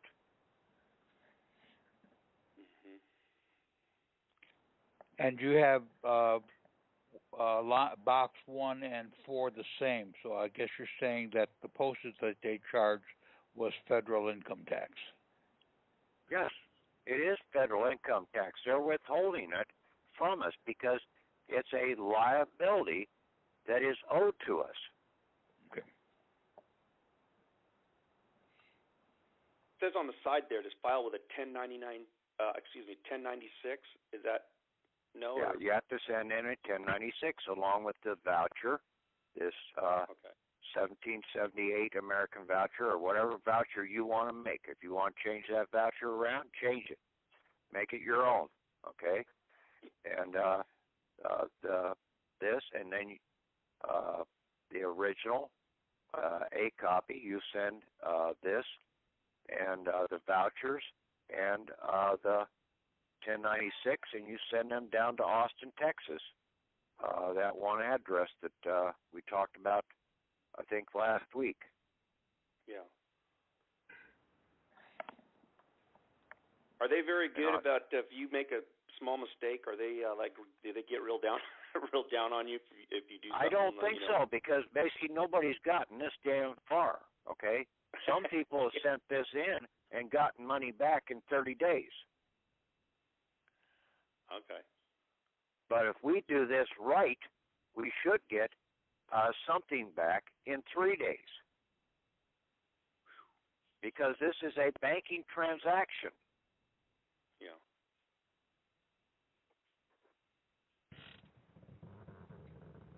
Yeah, see, once you start understanding that you are a bank, now you're operating under international banking laws, which is 3 days for settlement. I mean, if it's good for the fictional people out there, it's good for the gander, too. Yep. I mean, all those gooses out there. Some of them turkeys, too.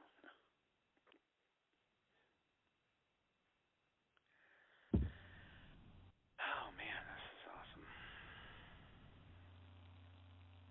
Would the UCC tie into that since it's banking law?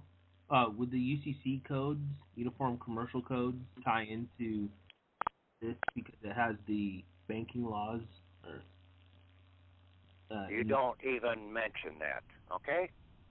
Oh, is it because it's private? Please, stay in the private. Operate with the Declaration of Independence and the Articles of Confederation. I'm just trying to figure out. All the rest is for the government, not for you. Okay, it's for a chartered corporation. All those laws and bylaws and all that shit does not apply to you. Right. That's the problem. Everybody's out here trying to learn all this other fraudulent law shit, and they can't even understand the real law. Right. I'm just trying to figure out where you got the 3 days from and what, what's the surrounding body of laws that's found in. Well, I don't know. I think it's all the way throughout the Bible, death and resurrection in 3 days' time. Oh, all right, cool. Yeah. You brought the debt in. Now they have to resurrect it back into the living world, okay? Even in an act of war, okay? And only war can be declared by a breach of commerce, okay? When commerce is stopped after 3 days, then you can declare war.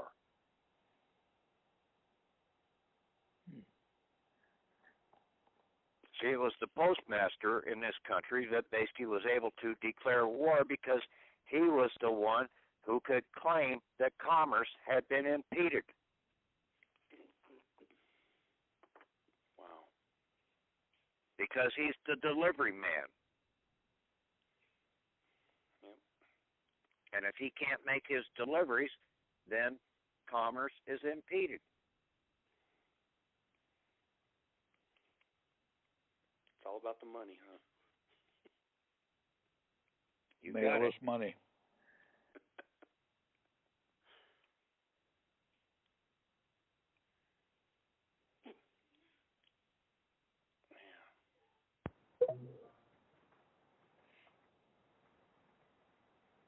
Okay, any other questions here? I think it's pretty self-explanatory. Read the instructions. Okay? But you have to learn how to read between the lines.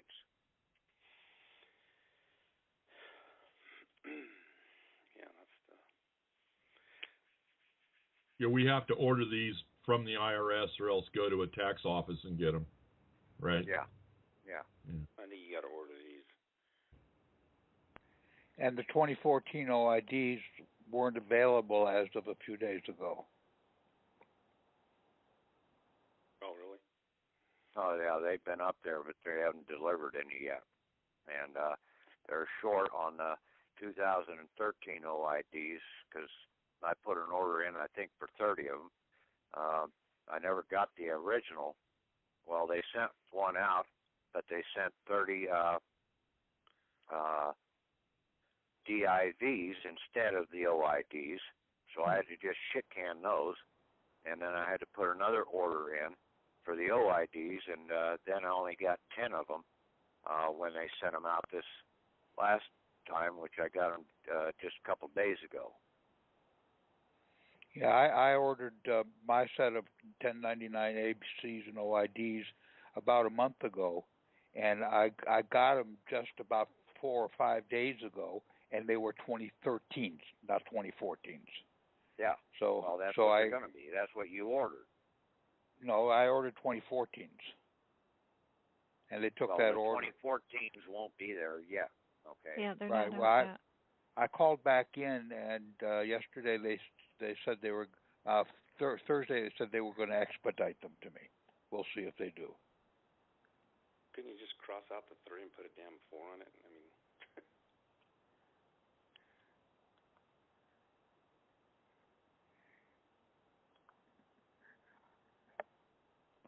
Now, if I'm doing my mortgage, do I have to put the 1099 in first before I do the OID on it? Or can I No. just do, I can do the OID? Well, basically, you better do, if you got the mortgage, you better be doing the countersigning on the back and the 1099-C first, okay? Yeah. And you can do the OID at the same time and send them out in the mail all together. Because they all go to Austin, don't they? Well, the 1099-C, the red copy will. You'll send it down to them, okay? And but you need to get that mortgage over to the mortgage place to get that set off. You need to get that out of your hair. I do. I really do. Okay.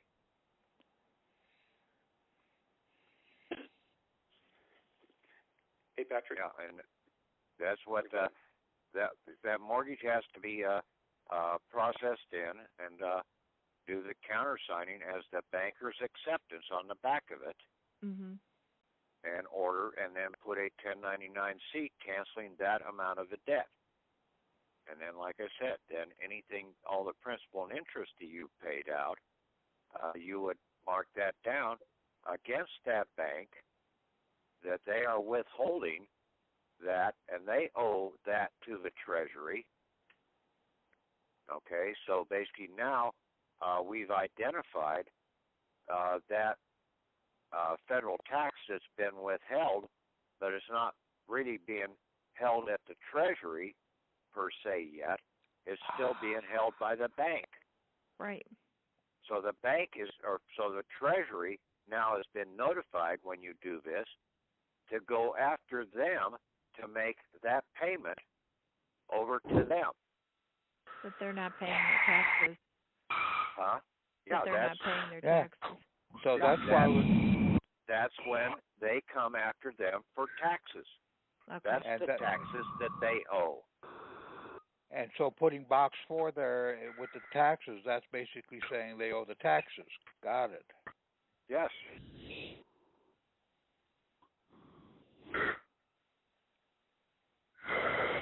Someone has a lot of noise right now. Could you please mute yourself? Sounds like you're breathing into the mic or got something going on in the background.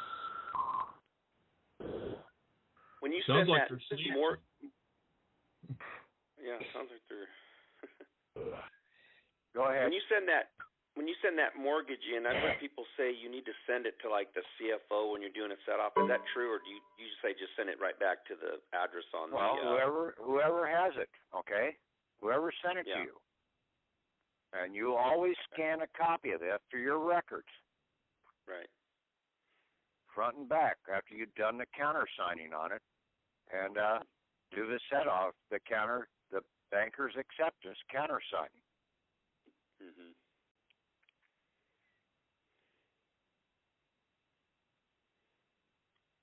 And then see you're setting that off against your Social Security account number and the mortgage number. Yeah.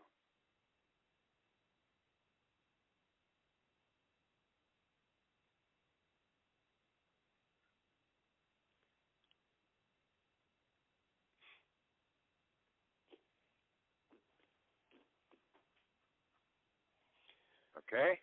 Anything else?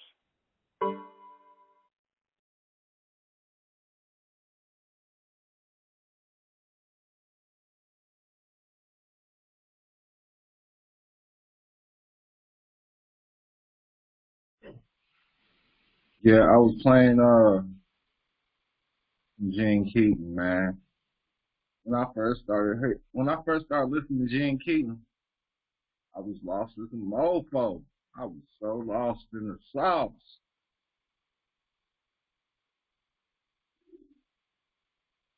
Money peace and love.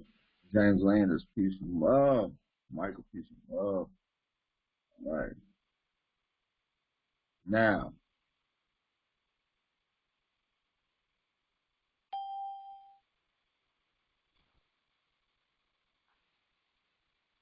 I gave everybody the link and access to the files. So I'm looking at it. You know, if you click on legacy classes, then we got all the different classes that was there, right?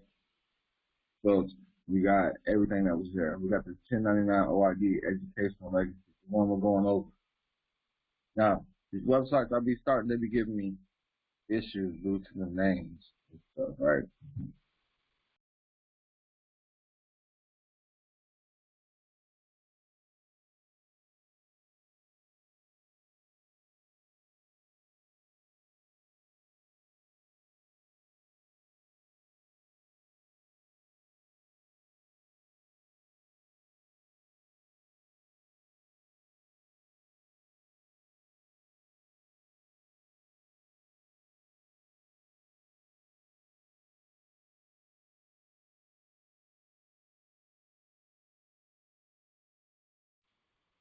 So much peace and love, much peace and love, much peace and love to everybody.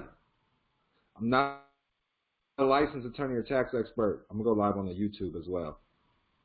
This is for educational and informational purposes only.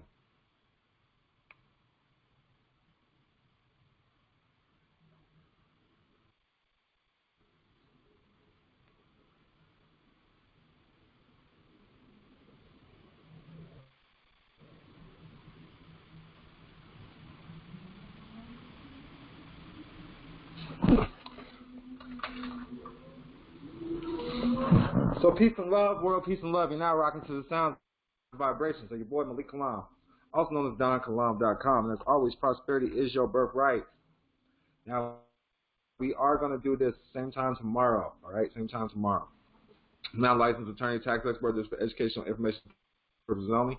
Everybody on YouTube world that's watching this, if you find this information valuable, leave a donation, Thedonkilam.com/donate, or go to MalikKilam.com. If you want to sign up for the class, sign up at MalikKilam.com so you can ask questions, all right? Make sure you hit like, subscribe, share, comment.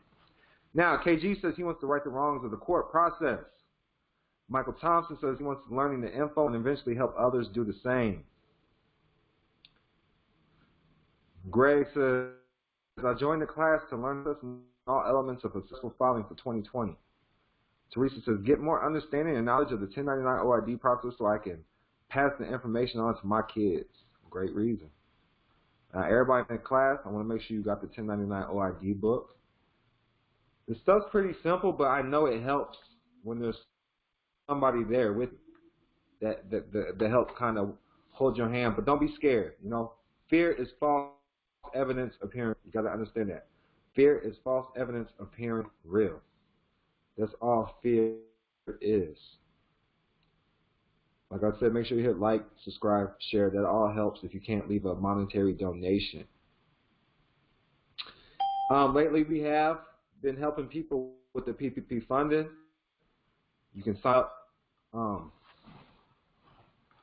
You can sign up online at MalikKilam.com, and we'll reach out to you sometime next week to move forward with the process to see if you qualify. Which everyone qualifies. It doesn't matter. It doesn't matter. Everyone qualifies. All right. Everyone qualifies.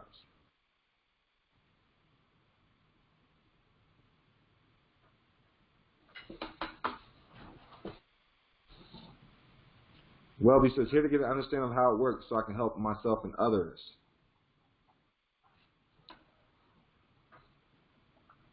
everybody in the class understands or come across what a sophisticated by trust is, because this is what's brought me into this private knowledge, understanding what a sophisticated by trust is.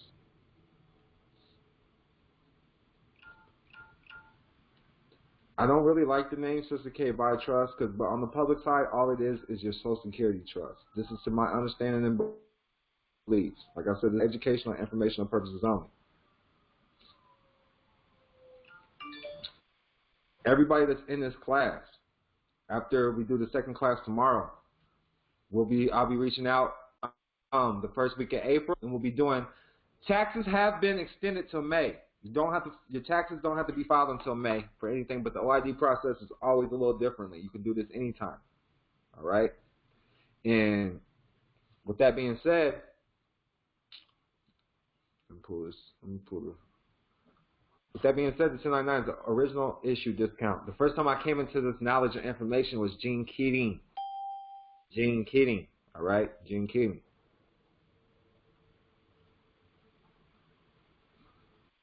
So we're going to start the confiscation of gold. Presidential Executive Order 6102 confiscated all gold because per the Constitution, all debt must be paid in silver and gold. So they took the gold. The dollar is no longer backed by gold. Now from Stop the Pirates blog spot, Jeff Anderson, he believes that the 1099 OID is for reporting gambling proceeds won or lost at casinos. When you look at Federal Reserve notes, we find that it's a promise to pay. So it's kind of like gambling, because it might not be worth nothing tomorrow, you know? And so basically, you can use this for court cases. Every receipt you get, run the bills of exchange, run the bankruptcy, so every receipt you get is a bill of exchange. You give them $1, they give you a receipt. Everything's under the trust, the Social Security trust. And where I'm going to go right now,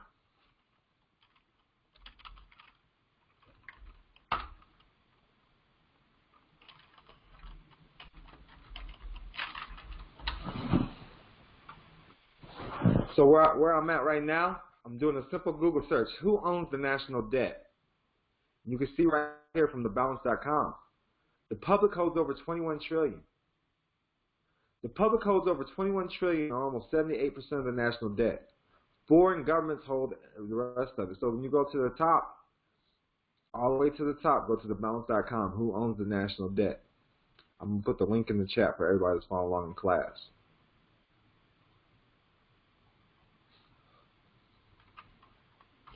And if you remember on my YouTube, after I do my classes, I do upload these videos with the screen share for my members so they can watch these as well.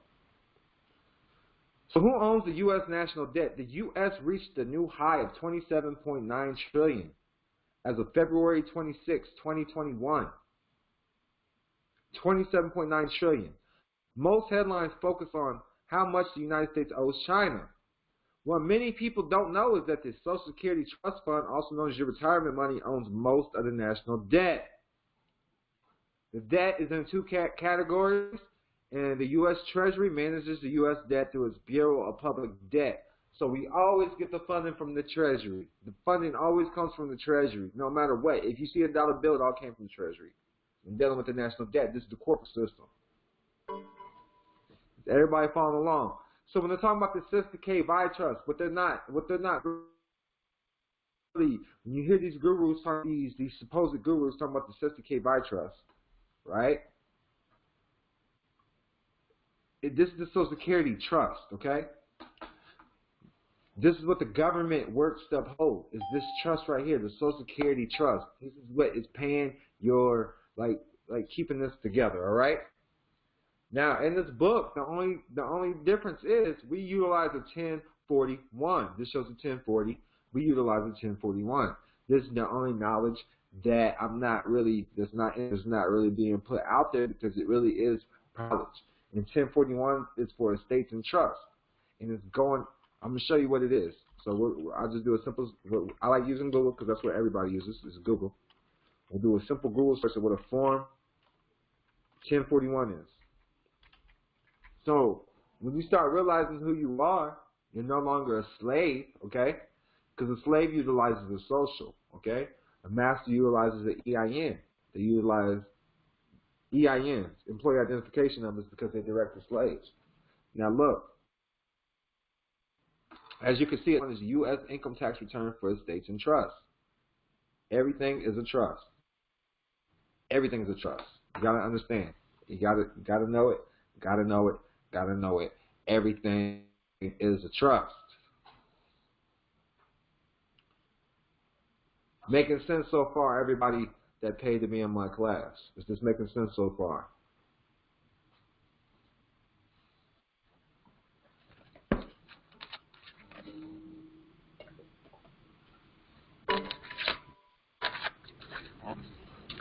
Let me know. Put something in the comment. Let me know. This is making sense for you.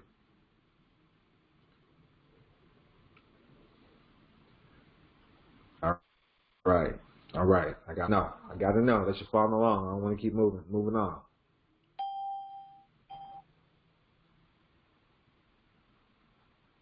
I'm gonna skip around though. Because this is all Jeff. You can find this at Stop the Pirates blogspot. Jeff Anderson. This information right here. But this is the first place where I started to understand and know that the IRS was my friend. Right? I understand that the IRS is my friend. Not to be scared of the IRS. They work for you. They work on behalf of the trust. It's all about, they're the bookkeepers. It's all about keeping the balance. When there's too much debt, they got to offset it. And that's why they're giving out these PPP funds now. It's already your money. They owe you $27 trillion or $21 trillion, whatever it may be. They owe you if you have a Social Security number, you are owed out. You're part of that $21 trillion. There's not even, they can give everybody $1 trillion and they'll still have enough money left of what they owe the people. There's not even that many people in the United States. We don't even have 1 billion people in the United States. So they can give everybody $1 trillion and we would be good. I'm just get down right to it. I'm going to get right down to the beans of things. And then tomorrow's class will be me showing you how to do it. It will be private. I'm going to show you how I would do it, how I do it step by step. So right here I'm on page 47.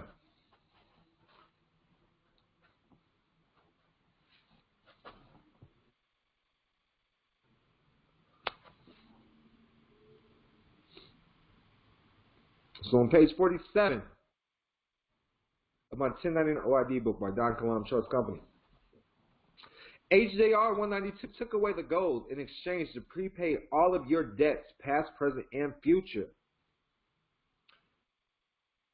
HJR 192 took away gold in exchange to prepay all your debts, past, present, and future, or the executive order 6102.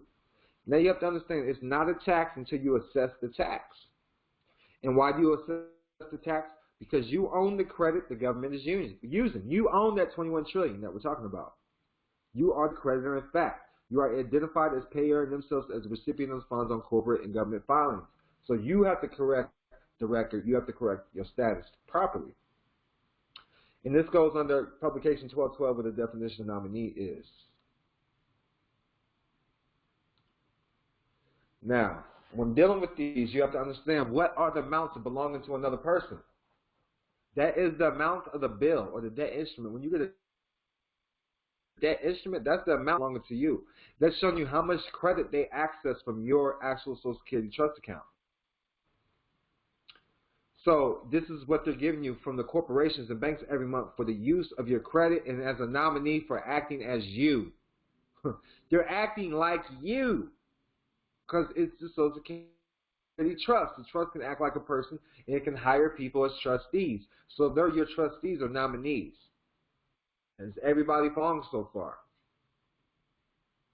So you are the payer and beneficial owner because they are using your trust in sole proprietorship. So if you have a sole proprietorship, when you have a Social Security number, you have a sole proprietorship. You haven't changed the status into a LLC, a C Corp, a S Corp, or a partnership. There's many different things when switching your status from your business, but your sole proprietorship by default.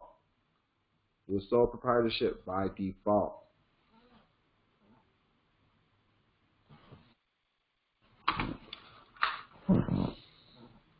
I'm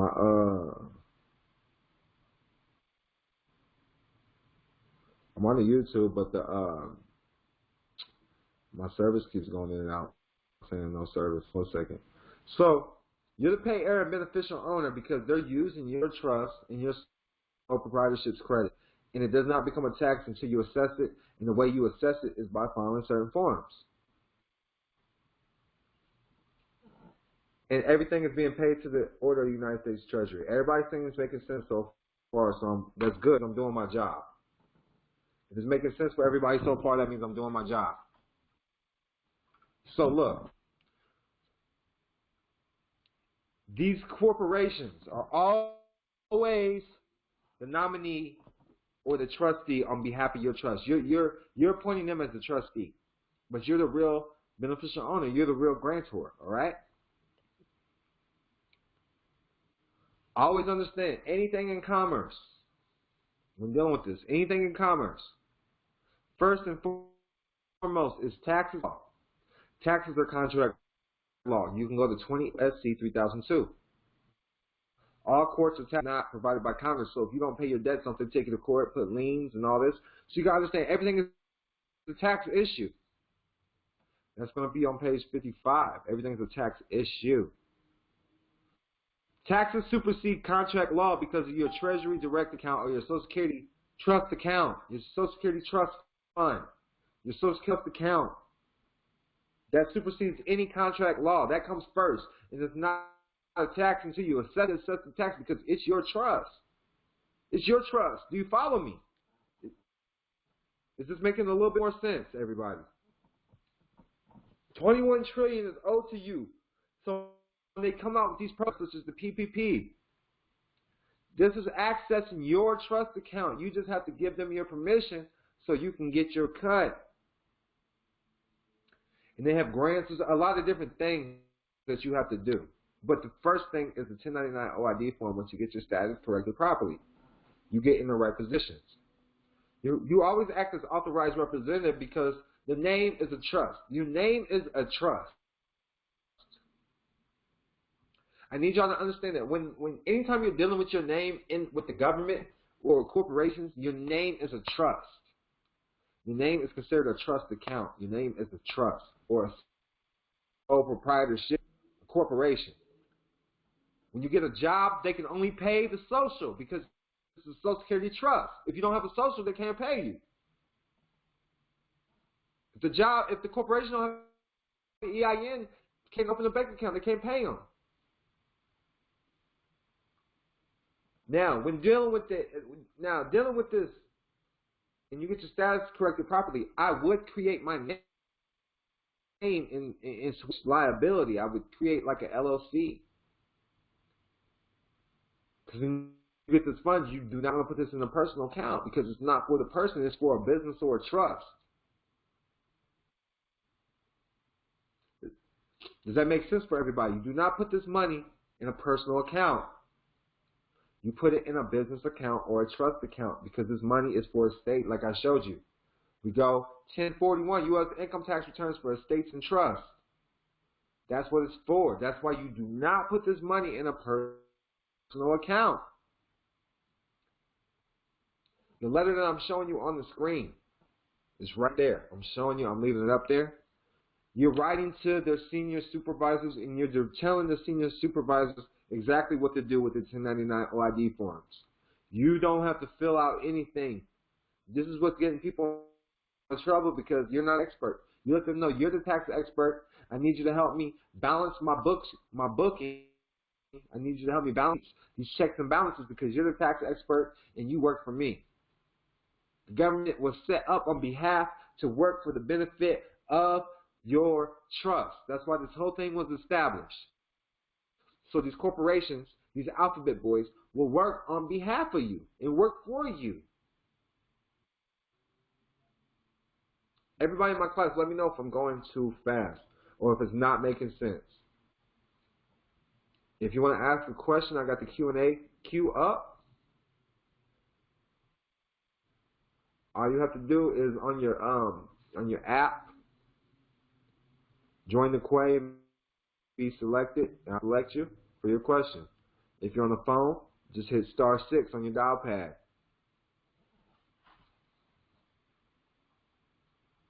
And we'll do the Q&A. Now, the next step. So, I need y'all to do this in order, too. A 1099-A is always going to be filed first. This is the acquisition. This is the acquisition. This is the merger. You follow me? When somebody abandons funds, they file it as abandonment. But you're filing it as an acquisition. You're acquiring what's already yours. Everybody give me a thumbs up. That's good. So the 1096, you're going to do this. This is like a cover letter for the 1099-A before you do it. And then before you do the 1099 OID, you're also going to have to fill out a 1096. And it's pretty self-explanatory. And I'll zoom in on it for you guys. It's pretty self-explanatory. You got your father's name, your name, street address. Now, what I always do, I always set up a virtual address first. I never put my actual address. I put a virtual address.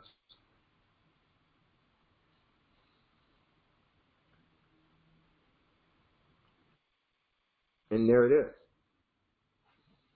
There it is for everybody right there. I'm leaving that on the screen for the time being. And everybody, when you're in this class, you can go back and you can actually download these videos as well. You gotta make sure you get the links. Just give me some time.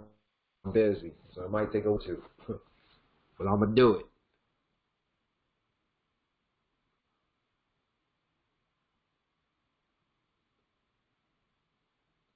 These are the full instructions. And it shows you what if you want to utilize the 1041, because some people do have success with the 1041, but we use the 1040s, but we utilize the 1040. We usually utilize the 1041s, and we input the same information. But if you feel more comfortable doing a 1040, there it is. And your occupation is always the authorized representative, so they have the trust. And then there's more letters on page 66. There's another letter that you would send to the IRS.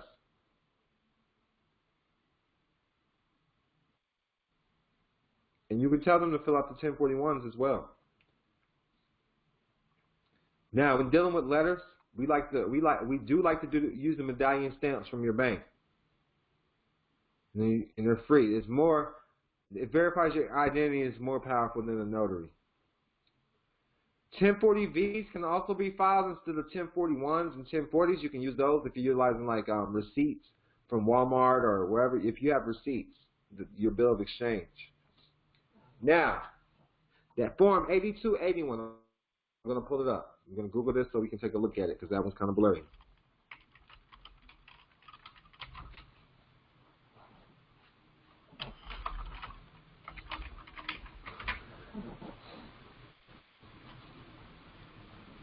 And this form is free. The form 8281. IRL. Information returned for publicly offered original issue discount instruments. Everything's the same. It's good information. You're the representative. Now, right here where it says Q, you can tell them to fill it out, or you can put the back of your Social Security number. This is what we do. The back of our Social Security. But everything's self-explanatory. The issuer, the people who issued the ID, is going to be the actual company or corporation. And this is where their EIN number goes. So the people that you're filing on, the issuer, they're supposed to issue it for you. And you're the representative. So let me know if you have any questions over that.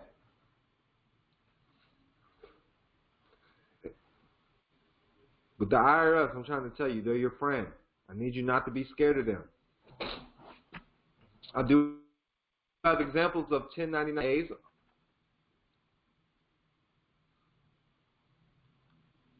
There's one, but there's examples for you on exactly how to do it if you went through the book. So this is the important. So when you go here and you understand the balance.com, the U.S. reached a new high, 27.9 trillion. They owe us 21 trillion. 21 trillion. Right here, the public holds over 21 trillion. And the U.S. Treasury manages U.S. debt through its Bureau of the Public Debt. So the U.S. Department of Treasury is the bookkeepers for the United States Corporation under 28 U.S.C. 15A, Section 15A, the United States means federal corporation. Unless you record the return or the tax, then they cannot do the bookkeeping on it. That's why the Treasury's books are off balance. The payables and receivables are all off balance because they can pay the payables, which is due to the people. They cannot pay the people because they have not filed the correct paperwork to get the credit that they are giving away. I'm going to say that one more time. They cannot pay the people because they have not filed the correct paperwork to get the refund on the credit that they are giving away.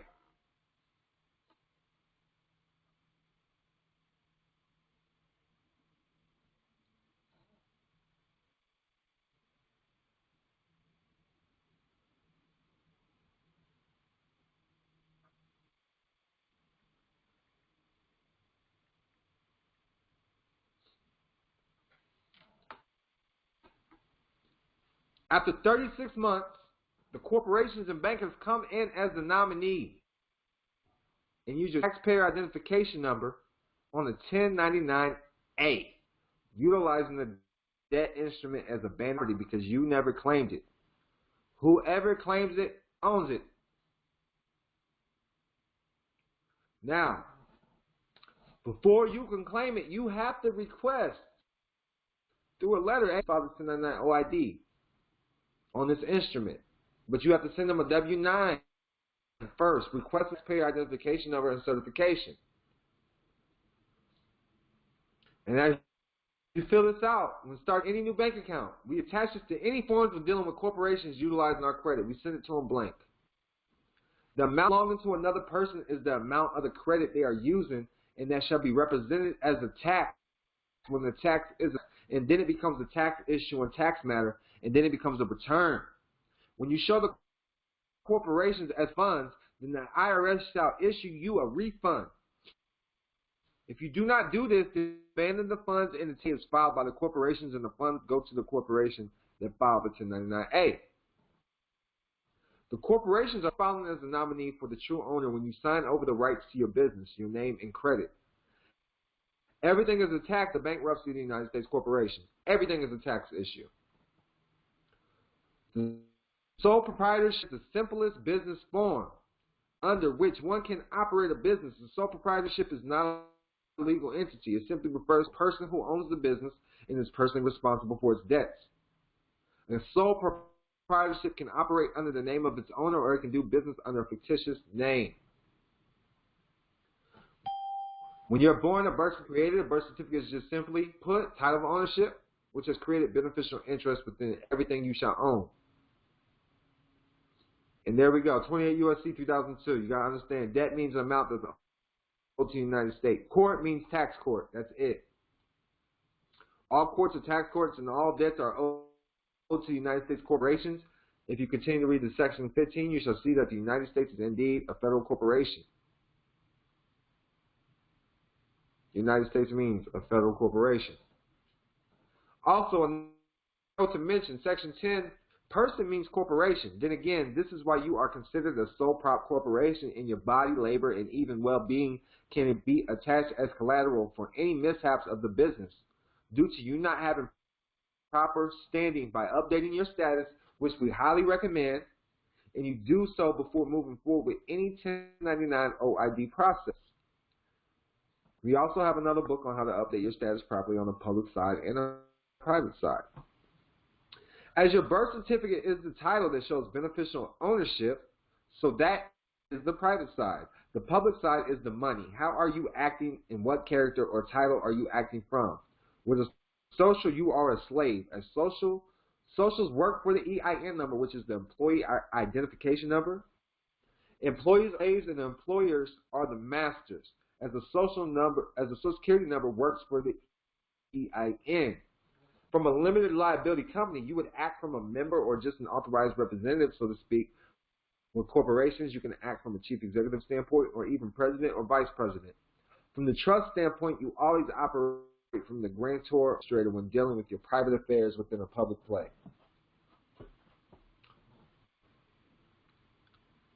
Any questions so far? Because tomorrow, that's when we're going to go over everything. This is when I'm going to go through it step by step, same time tomorrow. And that's what's coming up next. So I just want to make sure if anybody has any questions, concerns about the OID. I'm going to break this down tomorrow, Sunday, same time tomorrow, step by step on what you would do. And everybody in this class, I see 21 people showed up in my class today. Everybody that's in this class, we're going to schedule a coaching call with you in April. Peace and love. Hi, my dad. Peace and love. Peace and love, brother. I have my dad. I have his death certificate, his birth certificate, and his social security number. Now, to claim that as a property that's been abandoned, all I have to do is just do a W-9 form. So at first, I'm trying to make this as clear as possible, all right? Before you can start the OID process, there is an administrative process at the administrative level where you're requesting them to do it first. So even like a debt validation letter, just make sure you attach a W-9 and say, hey, I'm requesting you to file a 1099 OID on this account. W-9 letter? Yeah, so it's a W-9 letter. You're just telling them, hey, I want you to file a 1099 OID on this account and a 1099A on this account. Okay. And then you attach a blank W-9. And what that's doing is requesting their employee identification number. Because, if somebody says you owe them a debt, you have the right to see you have the right to face your accuser. So who's saying, if U.S. Bank says I owe them, then I have the right to see who owns U.S. Bank. So let me see your employee identification number because you are operating in commerce. You do have a bank account. Right. I want to know who's in charge of that. And 9 times out of 10, nobody shows up. Okay. My question to you is, my dad is decedent. Okay. I have his death certificate, his birth certificate, his social security, and driver's license. How do I claim that and bring it over to my state? Right. So what I would do, I would create a fictitious name, and then my LLC company would own his name. Okay. And then I think I'm on the right track. Then the company that you created with his name, that handles all the affairs. Okay, then I'm in the right track because I set up a trust with his name. Yeah, a trust can do it as well. Yeah. Mhm. Okay. And all those then I just go. All those documents that you stated, those would go under the Schedule A of that trust. Okay. Schedule A. Yes, sir. Okay. All right. Appreciate the answers there. Yes, sir. Yes, sir. Is there anything else? You're always the authorized rep, though. You follow me? Right. Okay. Okay. Authorized. That's your status when dealing with this. You're just the authorized rep. You're acting on behalf of the estate. Okay. You don't know the owner. When people's like, well, who's the owner? I'm like, I'm looking for him myself. He owe me some money. Okay. Now, one more question then. Now, I had a piece of property that was snatched up from me. I was leasing it. And I sent them documents for, like, sent them instruments to cover the cost. It came with Gestapo and snatched it off from me. No paperwork or anything. I even showed them the instrument that I created to give me the right to that property.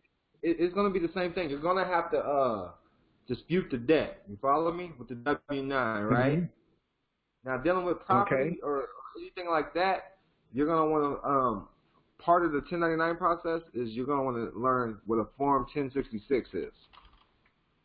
1066? Yeah, anytime we're dealing with property. And this is to report the income deductions and gain and losses from the operation of REMIC, which is real estate mortgage investment conduit. Okay.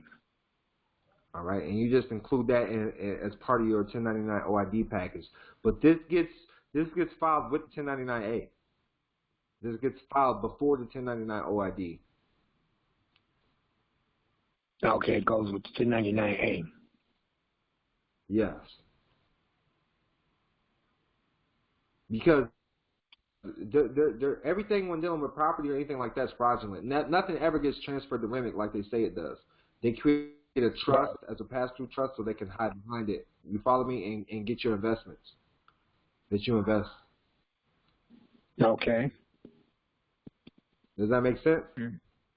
Makes sense, yep. All right. Okay, I'm good, thanks. All right, yes, much peace and love, King.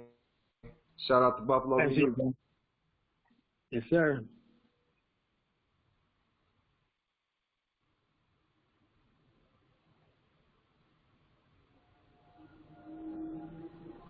Hey Don, I just wanted to thank you for the class. I pretty much been following the process, and I kind of have a good understanding of the process. I got to read over the documents, to really, get it to sink in. But I wanted to just ask you a couple questions just to kind of clear up a few little pieces for me. So the 28 trillion, I'm assuming that's like, when you do like business, a lot of times they have a really large number because the actual number, because there's no money, so right. They understand everything. Yep. So I'm guessing that's where that number came from. So it's probably more like 2 trillion, 2.7 trillion. Okay. And then I remember watching. Still a lot of money. Yeah. And I've been watching your videos, so I'm starting to, just repetition, I'm starting to kind of see more and more of how, that's why I don't really ask a whole lot of questions, because I kind of just try to listen to what you're saying a lot. Yeah. So what helps me is you make sure you ask the questions to yourself first and make sure you can't lead yourself to the answer first before you start asking, you know what I mean? So once you can kind of weed out what you don't know and really don't, once you start knowing who to listen to and what to look for. Yeah.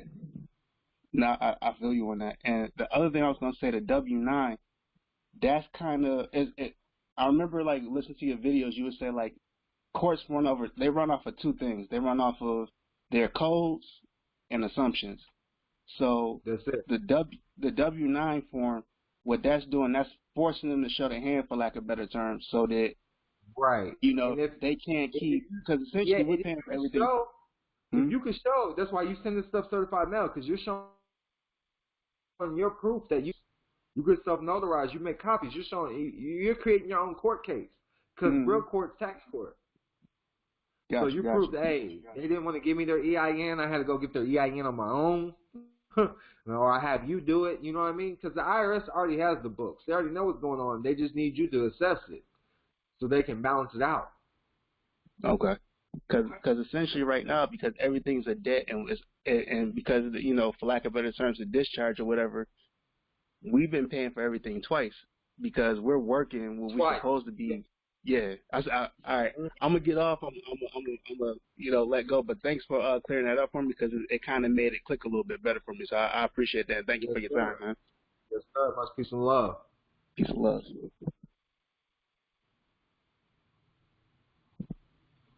Anybody else in the class got some questions? I'm here. Hit *6 on your phone or hit ask a question.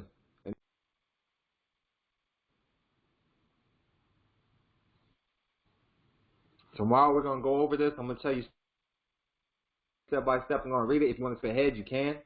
It's public knowledge. It's public information. It's out there. All this. Listen, I'm just going to be honest with y'all. All this information is free out there. You just got to learn how to put it together and put the pieces together. Okay? It's up to you. I need you to understand this. Now, what I am going to do tonight for everybody, I do have a few PPPs that I got to handle, but I'm going to do a live again and do a step-by-step walkthrough for everybody so they can see exactly how to do the PPP again.